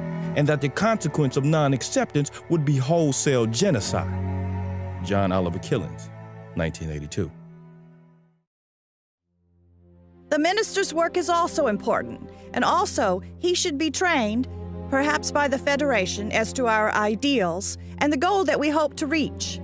We do not want word to go out that we want to exterminate the Negro population, and the minister is the man who can straighten out that idea if it ever occurs to any of their more rebellious members. In 1939, Margaret Sanger wrote that in a letter to fellow eugenicist Clarence Gamble regarding the American Birth Control League's Negro Project. Gamble was an heir to the Procter & Gamble fortune and a major financial backer of Sanger's. He also provided funding for other eugenics projects and even gave money directly to the North Carolina Eugenics Board that sterilized Elaine Riddick. In fact, in 1947, he called for the expansion of that state's sterilization program, saying that for every feeble-minded person sterilized, 40 more were polluting and degrading the bloodlines of future generations with their defective genes. Sanger's letter makes it clear that the eugenics movement understood they would need to neutralize the opposition they might get from the church. They also knew that this would be especially crucial within the African American community. Their strategy was to manipulate church leadership into selling the illusion that support for eugenics was not inconsistent with the Christian faith. To do this, they would often recruit pastors to be frontmen for eugenics policies and provide them with prepackaged sermons on eugenics. They also held contests in which awards would be given to the ministers who came up with the best pro-eugenics sermons on their own. This approach proved so effective that an almost identical strategy would be adopted by the American abortion lobby. In January of 1973, the Supreme Court legalized abortion on demand throughout the United States, and almost immediately, the Religious Coalition for Abortion Rights was formed. Less than a year earlier, the following conversation had taken place in the Oval Office of the White House. It began on the 30th of March, 1972, and continued 4 days later on the 3rd of April. This is an actual recording of that conversation. The speakers are the President of the United States, Republican Richard Nixon, and members of his senior staff. A majority of people in Colorado voted for abortion. I think a majority of people in Michigan voted for abortion. I think in both cases, well, certainly in Michigan, they will vote for it because they think that what's going to be aborted generally are the little black substitutes. As I told you, we talked about it earlier, that a hell of a lot of people want to control the Negro bastard. Yeah. Isn't that really true? So you know what we're talking about, population control. Sure. We're talking really, and what John Rockefeller really realizes, the people in what we call our class control their populations. Sometimes they'll have a family of 6 or 7 or 8 or 9, but it's exceptional. The people who don't control their families are the people that shouldn't have kids. Now that's what the black population in the city of San Francisco has gone from 3,000 right after World War II to where they represent 30% of the population of San Francisco. That's it. The Religious Coalition for Abortion Rights was originally created with the financial backing of John Rockefeller, and its current president is an African American who was once appointed to the Washington, D.C. City Council by Richard Nixon. In the early 1990s, the organization changed its name and is today known as the Religious Coalition for Reproductive Choice.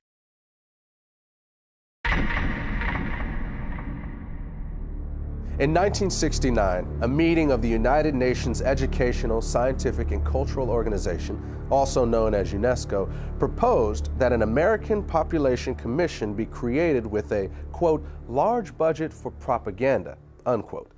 4 months later, Republican President Richard Nixon signed legislation establishing the Commission on Population Growth and the American Future. The bill authorizing this new initiative had been passed with overwhelming support from congressional Democrats and was chaired by John Rockefeller. The executive director of the project was to be Dr. Charles F. Westhoff, who was also a member of both the American Eugenics Society and Planned Parenthood's National Advisory Council. Another member of this new commission was Dr. Joseph Beasley. In the 1960s, Beasley oversaw an aggressive eugenics program that concentrated on black neighborhoods in New Orleans with the stated intention of lowering welfare costs. This project would eventually be described by Planned Parenthood President Alan Guttmacher as the #1 success story in the history of American birth control movement. It also led to Beasley being elected chairman of the board of Planned Parenthood in 1970. Then in 1975, Beasley was sent to federal prison for conspiring to defraud the U.S. government of $778,000 that had been allocated for the project. In court, a local black civil rights activist named Sherman Copeland testified that he took payoffs from Beasley for helping him to convince residents of the targeted neighborhoods that birth control was not black genocide. In 1969, William H. Draper was appointed to represent the United States on the United Nations Population Commission. Draper had once proposed that government-sponsored population control efforts among the poor be accelerated in order to deal with racial unrest and to cure what he called the ghetto problem. Draper was on the governing body of Planned Parenthood and had personally raised more than $4 million for the organization. That same year, a New York Times article about Planned Parenthood said the organization's board of directors was dominated by people who were both white and wealthy. The article went on to quote one of those board members as saying, "What it all comes down to is that we want the poor to stop breeding while we retain our freedom to have large families. It's strictly a class point of view." There's ample evidence that government programs designed for poor black folks emphasize birth control and abortion availability, both measures obviously designed to limit black population. Comedian Dick Gregory, Ebony Magazine, 1971. It takes little imagination to see that the unborn black baby is the real object of many abortionists. Irma Clardy Craven, Chairman, Minneapolis Commission on Human Rights and Secretary of the Urban League. It was not until the mid-60s that blacks began to realize that what was called urban renewal was in fact what one black city planner labeled Negro removal. Roy Ennis, National Director, the Congress of Racial Equality, Ebony Magazine, 1974. To a large and growing number of 1960s civil rights activists, it became obvious that family planning was just a code word for abortion and birth control, and that it was being pushed by the government as a way to avoid putting money into the black community. This conclusion was reinforced by statements like those of Democratic President Lyndon B. Johnson, who in June of 1965 stated that every $5 the government spent on population control was worth more than $100 invested in economic growth. Then, at the urging of Republican Congressman George Bush, Johnson became the first U.S. president to endorse federal funding for birth control.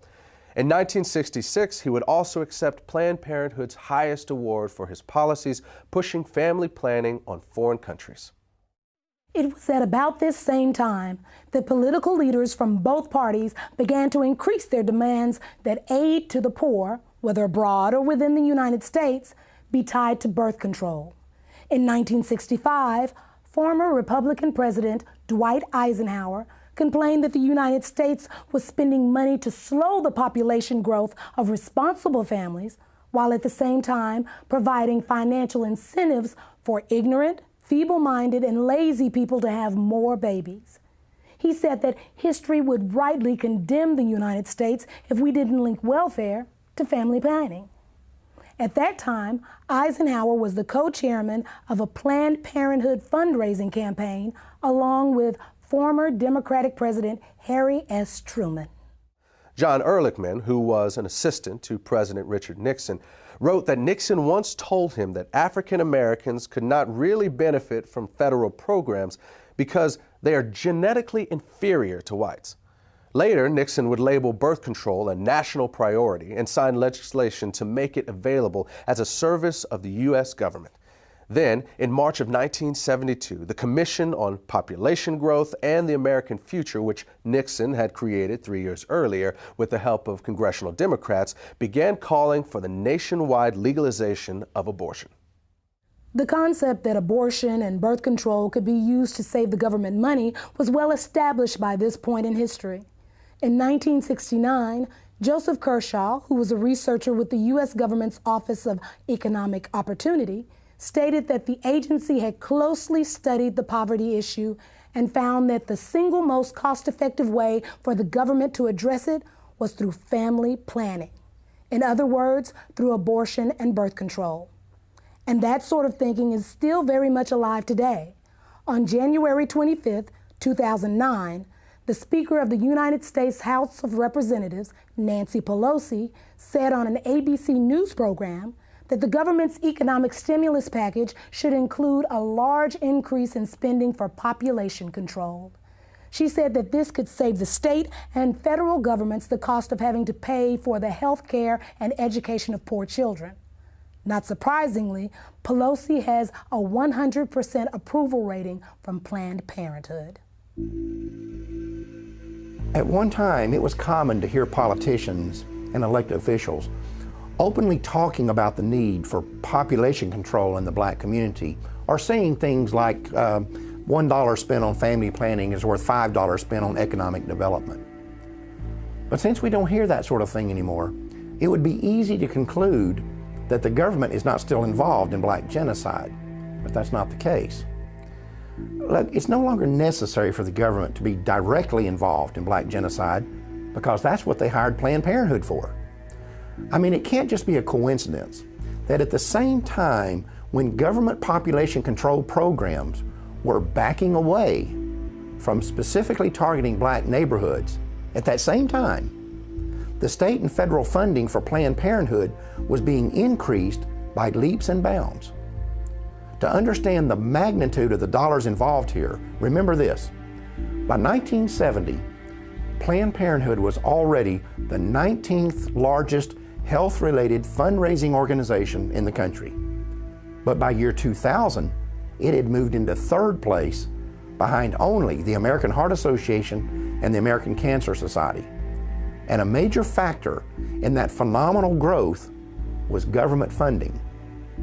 Basically, what's happened over the last 40 years or so is that Planned Parenthood has taken billions in government money while locating the vast majority of its facilities in minority neighborhoods. And that has not only been a tremendous boost for the eugenics movement, but it has also allowed government-funded family planning programs to target the black population while insulating the government from any direct connection to black genocide. One of the places where government money has been used to advance the eugenics agenda has been in the public school system. Although government-funded population control programs can be found in white schools, the evidence is that they are significantly more likely to be targeted at black schools.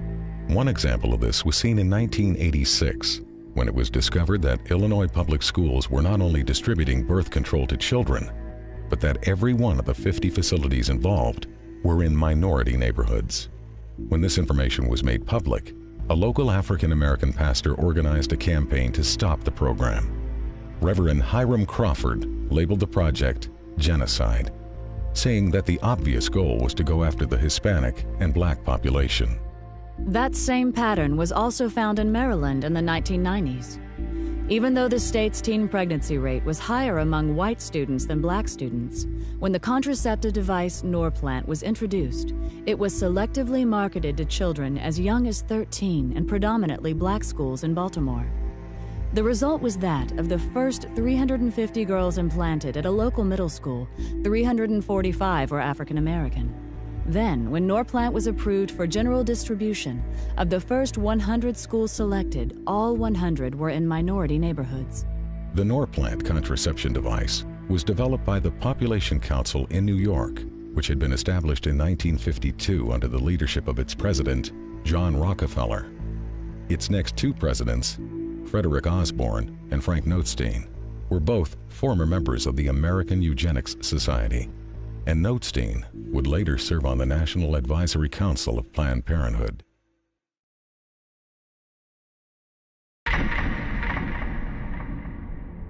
There is an element of racism in the motivation of some Americans who are promoting birth control. It's interesting to note that family planning abroad is being strongly advocated by some senators better known for their anti-civil rights position. United States Congressman Clement Zablocki, March 25, 1966. If you're going to curb population, it's extremely important not to have it done by the damn Yankees, but by the UN. Because the thing is, then it's not considered genocide. If the United States goes to the black man or the yellow man and says, slow down your reproductive rate, we're immediately suspected of having ulterior motives to keep the white man dominant in the world. If you can send in a colorful UN force, you've got much better leverage. Alan Guttmacher, president of Planned Parenthood and former vice president of the American Eugenics Society, 1970. 4 years after Guttmacher made that statement, America's National Security Council issued a report that was intended to define the United States government's official policy on controlling world population. It was called the National Security Study Memorandum 200, or NSSM 200, and it was formulated in cooperation with the United States Agency for International Development, the U.S. State Department, the Department of Defense, and the Central Intelligence Agency. One of its goals was to establish a strategy for reducing the populations of third world countries so that the United States could have increased access to their natural resources, particularly minerals and metals. Among the conclusions of NSSM 200 was that no country has reduced its population growth without resorting to abortion. The authors of the report then identified 3 non-governmental agencies that would be funded to carry out the government's population control agenda in the targeted countries. One of those agencies was Planned Parenthood. One of the tactics specified in NSSM 200 was that we might withhold food aid after a disaster if the countries do not accept the American idea of birth control, and this has happened many times all over the world. One example is the Southern American country of Guyana, which was hit by a hurricane back in 1997. Now, they had turned down abortion and birth control for 12 years straight, but after the hurricane hit Guyana in 1997, the World Bank said, we will not give you any aid unless you legalize abortion and birth control, and that's exactly what they did. I've seen this several times in Africa, where droughts have hit, and the United Nations and USAID will not assist unless they accept birth control. I've been all through Africa myself, and I've seen medical clinics that are full of birth control devices, but no safe motherhood delivery kits. There's no anesthesia, there's not even any bandages there. There's crates and crates of birth control pills and condoms. Now, while our commitment to birth control is going up every year, our commitment to authentic economic development is dropping. So we see less clean drinking water funding, less school funding, see less medical clinic funding. Another example is Haiti.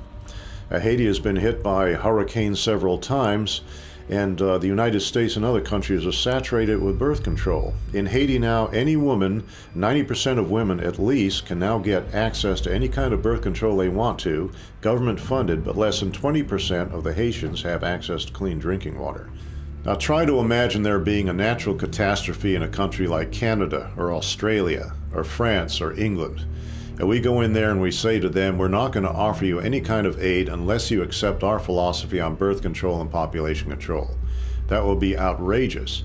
But that's our standard operating procedure when we go to a black country after a catastrophe of some kind. You cannot believe that we are going to treat people in a foreign country like this and not treat our own population of African Americans the same way. Consider what happened after Hurricane Katrina. One of the first things we did was bring in birth control and contraception. And as we all know, the hurricane disproportionately affected black families in that area. And I seriously doubt if the same kind of disaster hit a middle-class white area, the first response would be condoms and birth control. This idea that population control could be used to control a specific population was not unique to NSSM 200. For example, before the Nazis took power in Germany, abortion had been illegal except to save the life of the mother.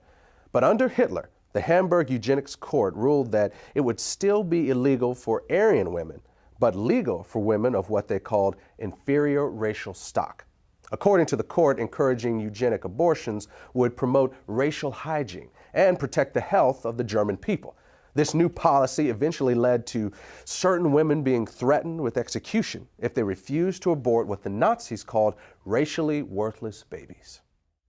At about the same time this was going on in Germany, the government of Bermuda was blanketing the island with population control facilities and openly stating that their intent was to limit the numbers of blacks.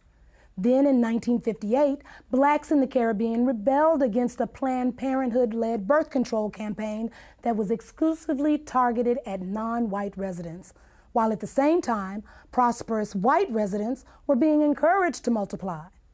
Following a similar pattern, a 1965 article in the Pittsburgh Courier newspaper reported that under apartheid, the white South African government was relying on targeted birth control as its primary weapon to reduce the number of blacks in the country. Unfortunately, we now know that the U.S. government was not immune to this sort of thing either.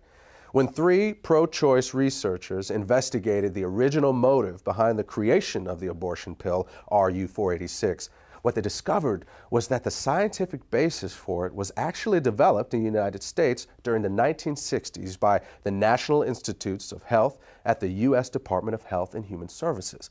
In their 1991 book, these researchers claimed to have found data showing that this agency was looking for an inexpensive and effective drug to control the populations of foreign countries that the government had classified as underdeveloped. The abortion pill was to be tested in these environments and, if successful, the plan called for it to then be introduced into Black, Hispanic, and Native American communities in the United States.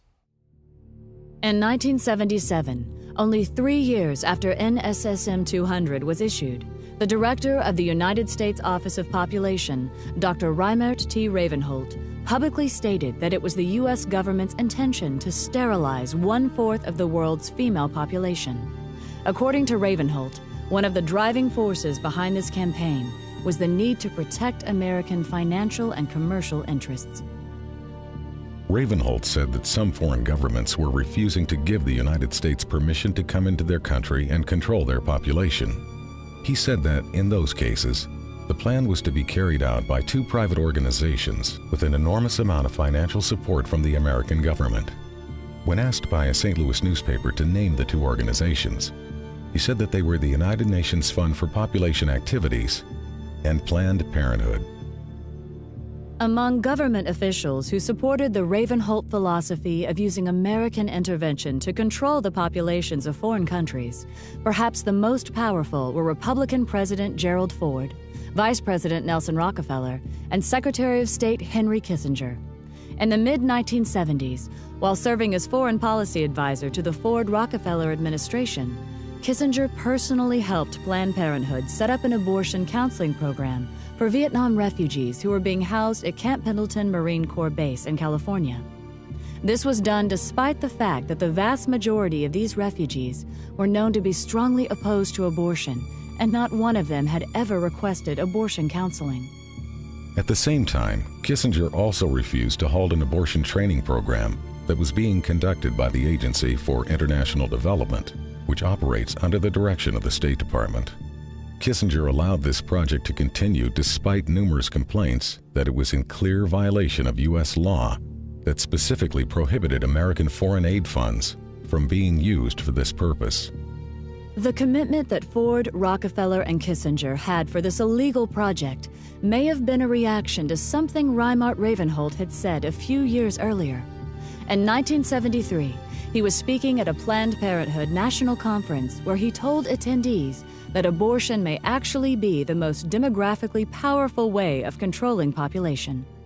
Ravenholt would eventually be honored by Planned Parenthood for what it called innovation and vision in the population field. Years ago, a series of USA Today articles documented that there are large multinational corporations on the New York Stock Exchange today that actually got their start in the slave trade. But when slavery ended and Africans could no longer be financially exploited, many of those same corporations began pouring millions into the eugenics movement. The people they had found so valuable as property, they had little use for as fellow citizens. And again, some of those corporations and foundations and institutions are still around today, and every year they still pour millions into eugenics organizations like Planned Parenthood. In fact, if you look at Planned Parenthood's donor list, it reads like a who's who of corporate America. You also have individual elitists doing the exact same thing. People like Bill and Melinda Gates, Warren Buffett, Ted Turner, and many others have used their own personal fortunes to make sure that the eugenics movement never runs short of money. Of course, if you confront these people or these corporations about their support for organizations like Planned Parenthood, they'll tell you it has nothing to do with eugenics. And if someone is naive enough to believe that, that's fine.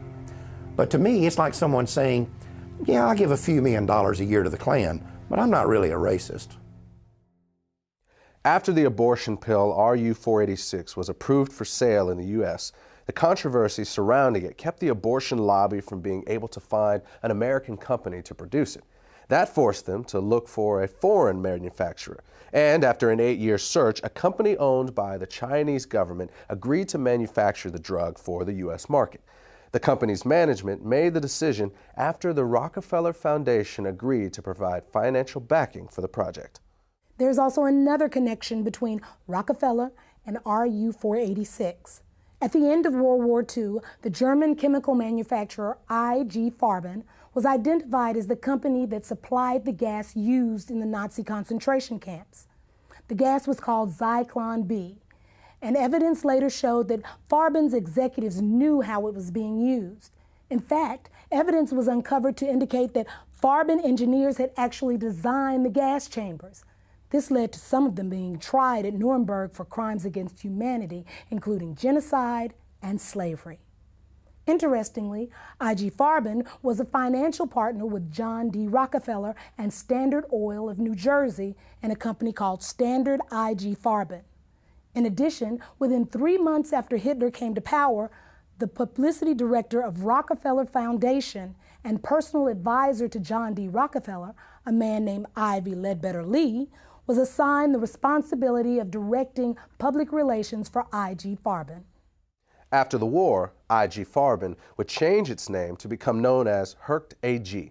Today, Hercht is a gigantic multinational corporation with subsidiaries all over the world, including the United States. Ironically, one of Hercht's subsidiaries, Rusal-Yuclof, is the French company that developed RU-486. In other words, the same company that produced the gas used in the Nazi death camps also produced the abortion pill that is now being used in American abortion clinics. And in both cases, there was a known connection to the Rockefeller Foundation. On the week he was inaugurated, Bill Clinton received this letter from attorney Ron Weddington. Weddington is the ex-husband of Sarah Weddington, the lawyer who successfully argued for the legalization of abortion in the Roe v. Wade case. 26 million food stamp recipients is more than the economy can stand. You can start immediately to eliminate the barely educated, unhealthy, and poor segment of our country. No, I'm not advocating some sort of mass extinction of these unfortunate people. Crime, drugs, and disease are already doing that. I am not proposing that you send federal agents armed with Depo-Provera dart guns to the ghetto. You should use persuasion rather than coercion. Our survival depends upon our developing a population where everyone contributes. We don't need more cannon fodder. We don't need more parishioners. We don't need more cheap labor. We don't need more poor babies. 2 days after being sworn in as president, Bill Clinton issued an executive order that allowed federally funded agencies to refer low-income women for abortions. He also directed that American dollars could be funneled to organizations that promote abortion in foreign countries. The Aid to Families with Dependent Children program is the worst boondoggle ever created. When a sullen black woman of 17 or 18 can decide to have a baby and get welfare and food stamps and become a burden to us all, it's time to stop. Dr. Edward Allred, abortionist, 1980. Edward Allred is the owner of one of the largest chains of abortion clinics in the United States.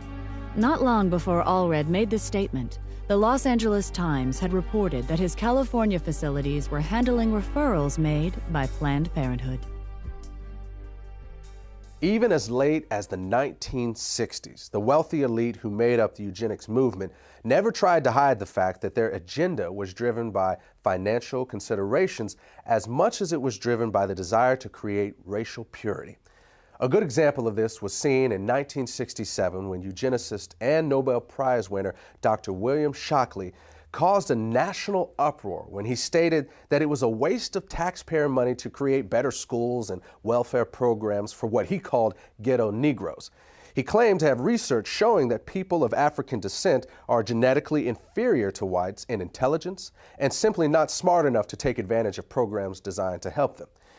To save taxpayer money, he proposed that the U.S. government implement forced birth control to lower the reproduction of the inferior classes and then issue certificates to become pregnant that would be sold on the New York Stock Exchange. Shockley was a National Committee member of Planned Parenthood and a featured speaker at least one Planned Parenthood conference. When Florida abortion clinic owner Joyce Tarnow appeared on a local talk show, she gave the following reply when asked what America should do to help impoverished nations that are facing starvation or other natural disasters. Time is running out for us. In 1968, Dr. Paul Ehrlich wrote The Population Bomb. And in that book, he stated a thesis that what we should be doing is helping those nations that have a reasonable chance of being able to produce their own food supplies. Those that cannot do that for whatever reason, those people have to just sink or swim on their own. And what we do is try to help those societies become self-sustaining that have a chance to learn how to fish in order to feed themselves. Wait a minute. Are you I just want to make sure this is clear. Are you advocating, or was he advocating, basically writing off people that have no hope of ever because of the climate or whatever problems of feeding themselves? Sort of like survival of the fittest? Or? Right. And the thing is... You agree with that? Yes, I do. The more people you help to survive, the more people are going to be reproducing and having children beyond what we can reasonably hope to have so that we can educate and house and feed these people. When Joyce Tarnow retired in 2004, she told a local newspaper that she had tried to get as many people sterilized as are in my way. She also restated her views on foreign aid, saying that the United States should help those countries that can prosper, but let the others wither on the vine. Citing Haiti as an example, Tarnow said that the Haitian people should be made to stew in their own juices because they had destroyed their environment. In order to really understand the role money plays in the eugenics movement, it is important to keep in mind that its original mission was not to make a profit, but to eliminate a group of people that the elite saw as a financial burden because of things like welfare, crime, taxes, and so forth. And when you look at the wealthy individuals and corporations that fund the modern eugenics movement, you see that this has not really changed. You also see that these people are willing to pay out big money to those who can carry out their agenda. And when Planned Parenthood figured this out, they volunteered for the job. The result is that money has been poured into this organization to the point that Planned Parenthood is now a $1 billion multinational corporation that operates the largest chain of abortion clinics and birth control facilities in America. While much of Planned Parenthood's financial success has been because of donations from these wealthy individuals and large corporations, it has also raked in billions from you and me. In 2006 alone, despite having made over $60 million in profit, Planned Parenthood received about $350 million from the U.S. government. And in 2009, Planned Parenthood will receive approximately $1 million every single day from the American taxpayer. That's $1 million every 24 hours. That comes directly out of your paycheck and mine. Now, what you may find interesting is how your money is being spent. To give you just one example, we're going to show you part of a website that Planned Parenthood launched in 2008 called TakeCareDownThere.com. The clip is titled, "I Didn't Spew," and I warn you, many of you are going to find it highly offensive, and you're going to find it especially inappropriate for children, despite the fact that is exactly who Planned Parenthood created it for. As you watch this piece, remember, you helped pay for it.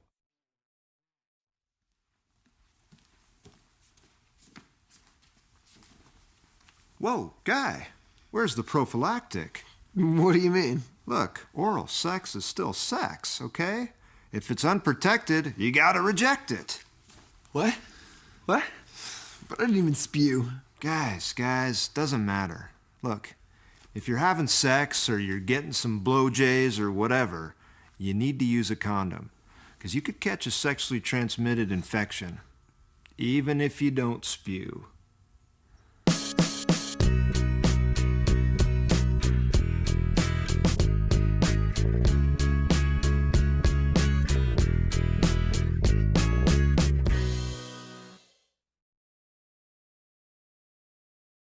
Now, does this clip say anything about how Planned Parenthood sees African Americans?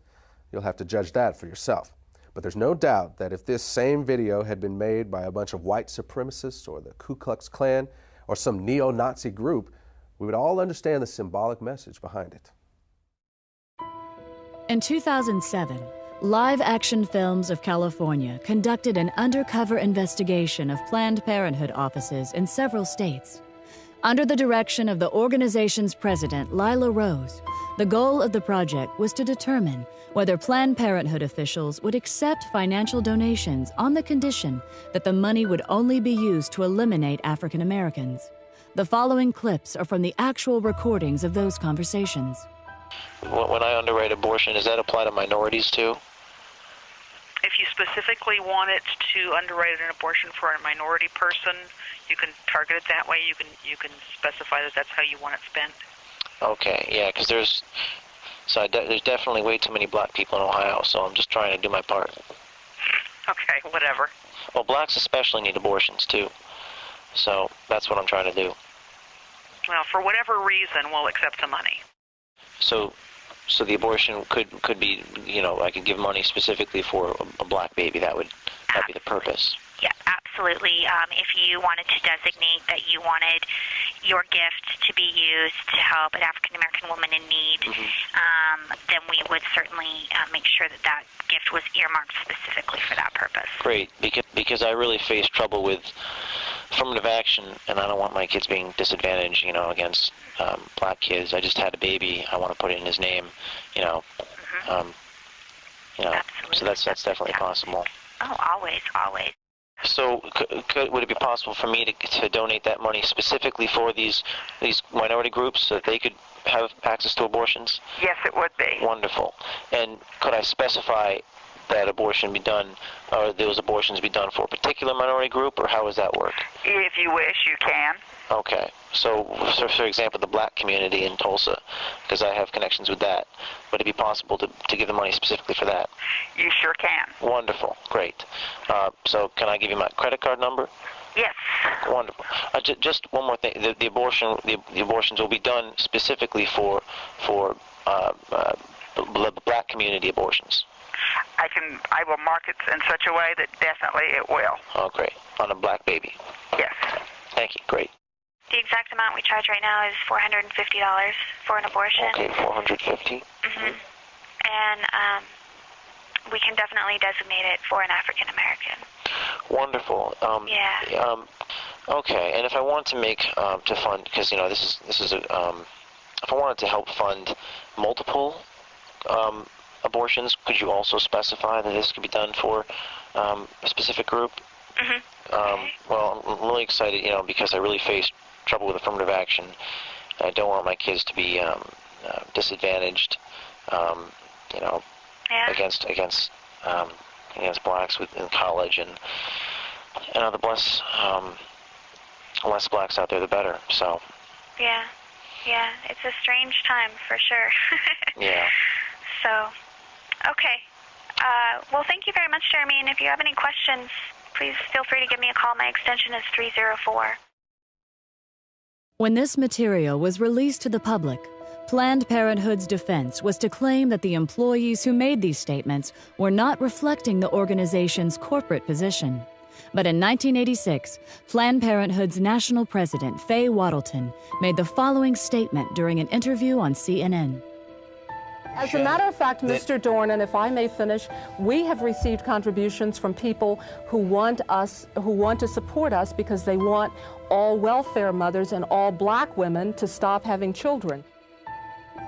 What Ms. Waddleton was conceding in this CNN interview and what live action films found in their undercover investigation was acknowledged years before by a previous Planned Parenthood president. During a speech in Philadelphia in January 1966, Planned Parenthood President Alan Guttmacher stated that some of his colleagues appeared to have racial motives for their involvement with the organization. Not surprisingly, one of Guttmacher's acquaintances later warned him that in the future, he should not be making comments like that in public. The person who gave that warning obviously understood that Planned Parenthood's racial agendas and attitudes are best kept out of the public. And that has been a philosophy that Planned Parenthood has embraced for many years. To this day, Planned Parenthood has never disavowed either Margaret Sanger or her plans for targeted population control. In fact, the organization's highest award is still named after her and has often been given to people associated with the American eugenics movement, including John D. Rockefeller in 1967.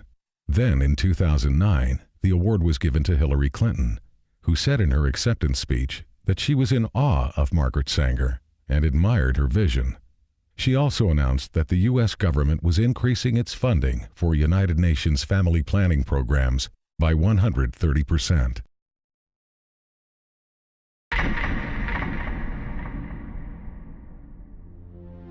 Frankly, I had thought that at the time Roe was decided, there was concern about population growth, and particularly growth in populations that we don't want to have too many of. Ruth Bader Ginsburg, United States Supreme Court Justice, July 2009. When it comes to exposing eugenics in modern America, that quote by Ruth Bader Ginsburg is the smoking gun. I mean, here is the most radical advocate of legalized abortion that's ever been on the Supreme Court, openly admitting in the New York Times that the real issue was never women's rights or privacy or reproductive freedom or being pro-choice. No, what she is saying is that the driving force behind making abortion legal was to exterminate certain groups of people. In other words, it was the Supreme Court's way of legitimizing a philosophy that's been pushed for the last 150 years by these ultra-wealthy elitists who believe they have the right to eliminate anyone that they have decided is inferior. And Planned Parenthood became the golden child of these people because they're the ones who figured out how to put this philosophy into practice. It was Planned Parenthood who figured out that the way to make eugenics work is not to kill people, but to convince the targeted group to commit cultural suicide. And the way you do that is with birth control and abortion.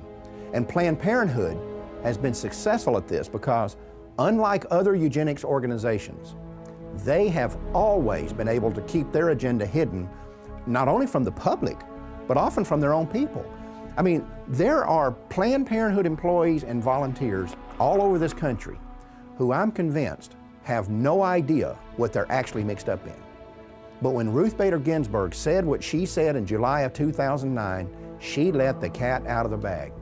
She made it clear that abortion was legalized in order to eliminate people that she and other elitists just like her don't want there to be too many of. And I think we all know who they're talking about.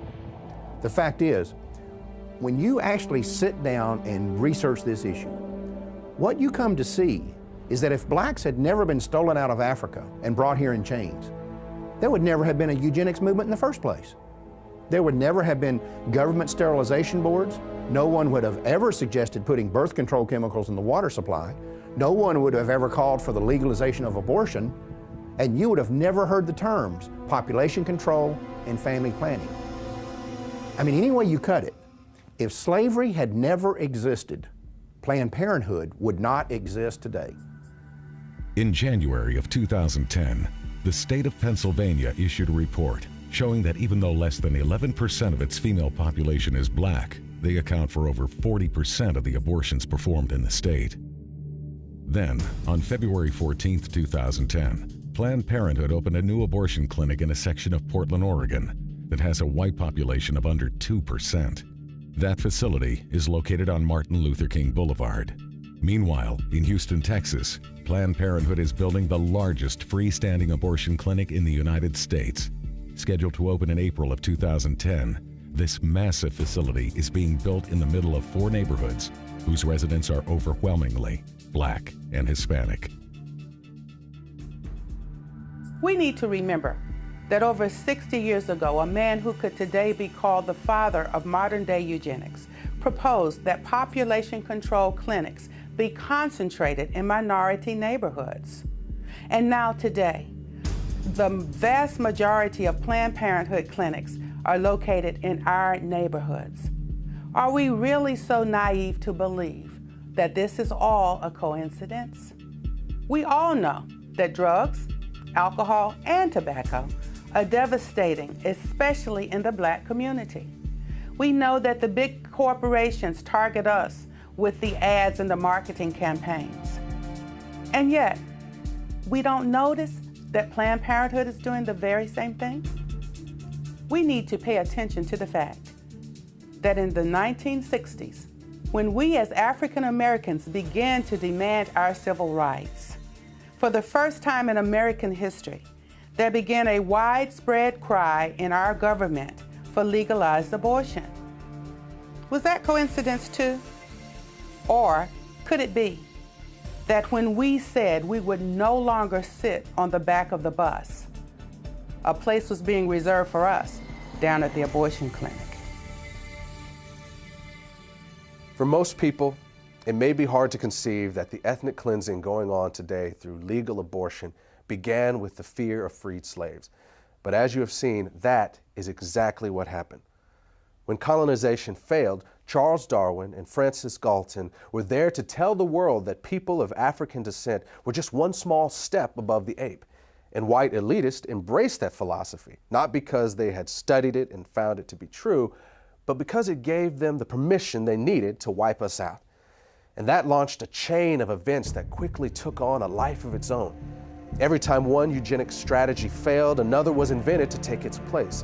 It was a pattern that would be continued from one generation to the next until they finally discovered the strategy that worked. You know, when you study the Nazi Holocaust, you can see these films of Jews running into ditches to be shot in the head. You can even see films of them actually walking into the gas chambers. And it's tempting to ask yourself why they didn't fight back. I mean, if you're going to be killed anyway, what do you have to lose? Perhaps the answer is that they simply could not believe it was really happening. Maybe the normal human mind is just not wired to accept that your fellow man is capable of such senseless brutality on such a scale, even when you see it happening with your own eyes. As African Americans, we need to recognize that we are doing the same thing. We need to understand that terms like pro-choice and reproductive rights and family planning are nothing more than marketing slogans.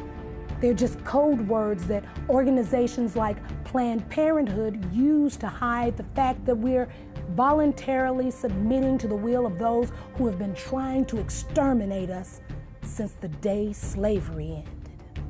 At the beginning of this program, we told you that the Maafa didn't end with the freeing of the slaves, and that in fact, it hasn't ended yet. Now you've seen the rest of the story. Now you know that legalized abortion is more than just a crime against humanity. It is also the continuation of a 150-year-old racial agenda that was founded in Black genocide. And I hope that you have also come to see that as long as abortion remains legal, the Maafa cannot end. Thanks for watching. Brothers and sisters, it is time. Brothers and sisters, it's time for us to go to the streets on this issue. Yes, it is. We need to be in the streets on this issue. Amen. If we look the other way, while our smallest brothers and sisters are being lynched in the room, we lose the right to be outraged that we were once lynched by the Klan. When white supremacist Tom Messer tells his followers to invest their money in ghetto abortion clinics, he's not talking about reproductive rights. He's talking about reproductive racism. Yes, he is. When two guys write a book talking about Steve Levette, John Donahue. When two guys, Steve Levette and John Donahue, write a book in which they claim that the high rate of abortion keeps the rate of crime down, be assured, they know that a vast majority of American abortion clinics are in black neighborhoods. Oh, yes, they do. Oh, yes, they do. Come on. They know they're in the minority neighborhoods. What we need to understand is when we let Planned Parenthood into our schools, when Planned Parenthood put their death camps, when we let them put their death camps in black communities, in our communities, and when we sit back and let an elected government official take money out of our paycheck to pay Planned Parenthood, we have been played like fools. Oh, yes, we have. Jesus. The fact is, if we tolerate something as evil as abortion, we cannot be surprised if it turns around and is used against us. We can't be surprised if it's turned around and used against us. We can't be angry if it's turned around and used against us.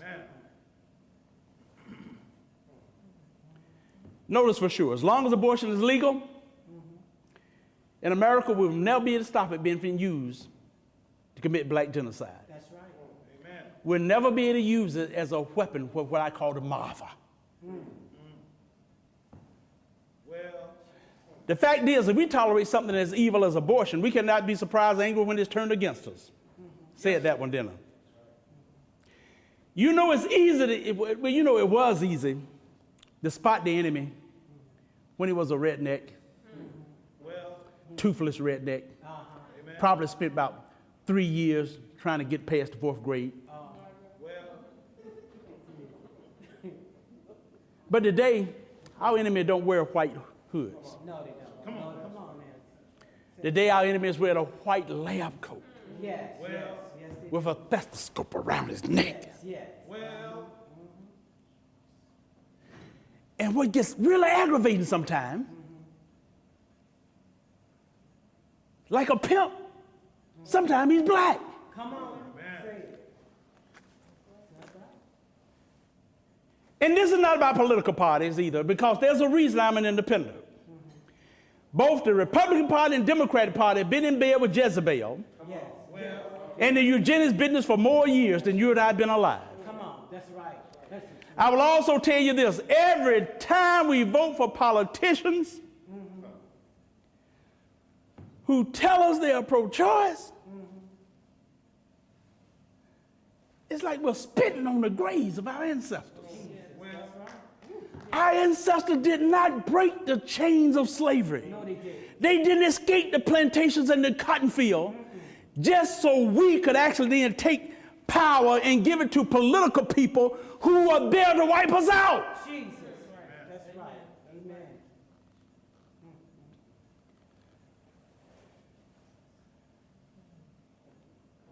We need to remember why there were civil rights groups that fought against abortion in the 60s.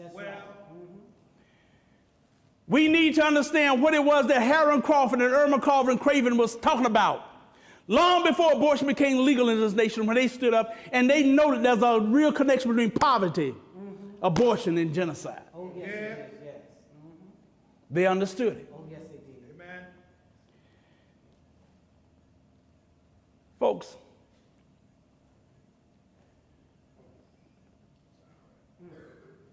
you know, it's time we looked at what's been done to our children. Come on now, Pastor. I had the privilege of meeting Mamie Till in Chicago years ago. Yes. She complimented us on what we were doing. Yes.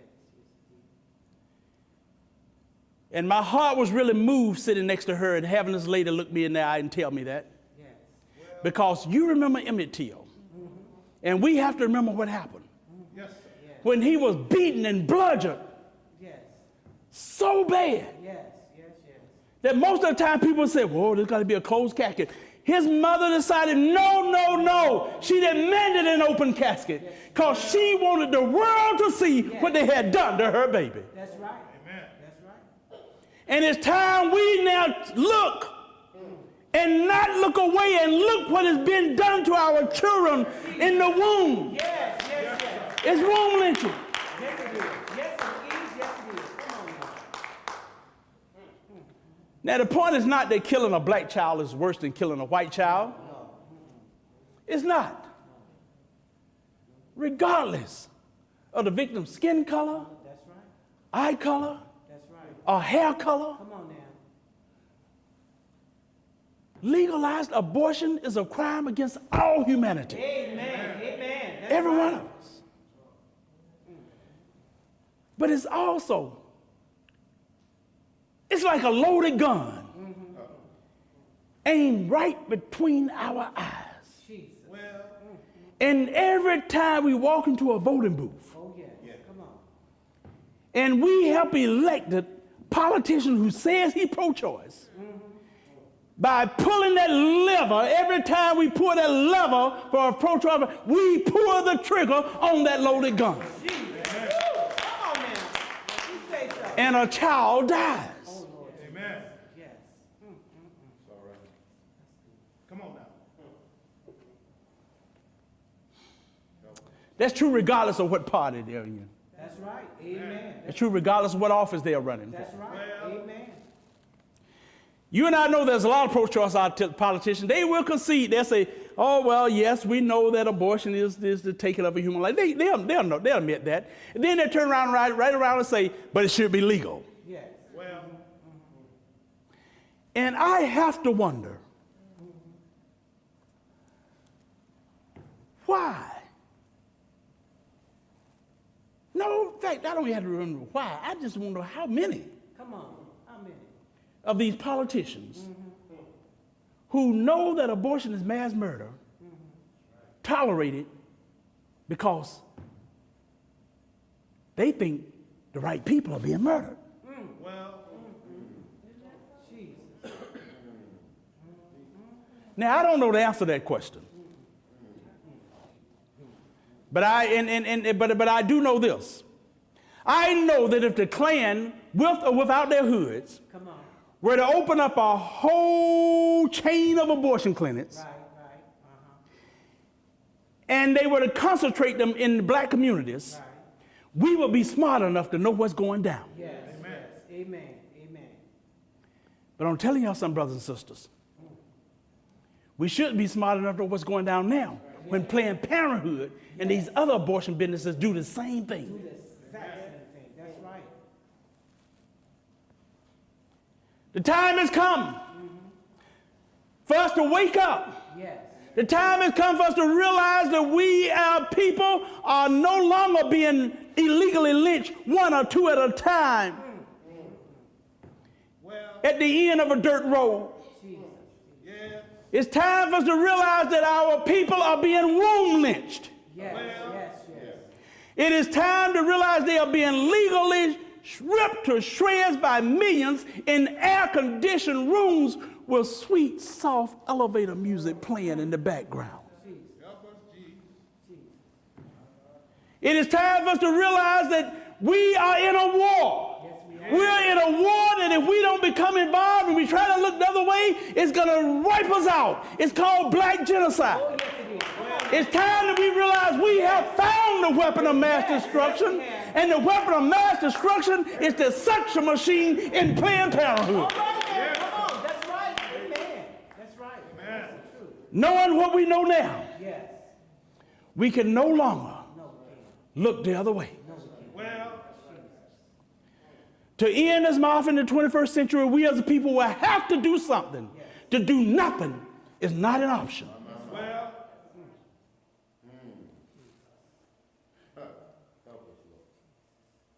The only question left to answer is,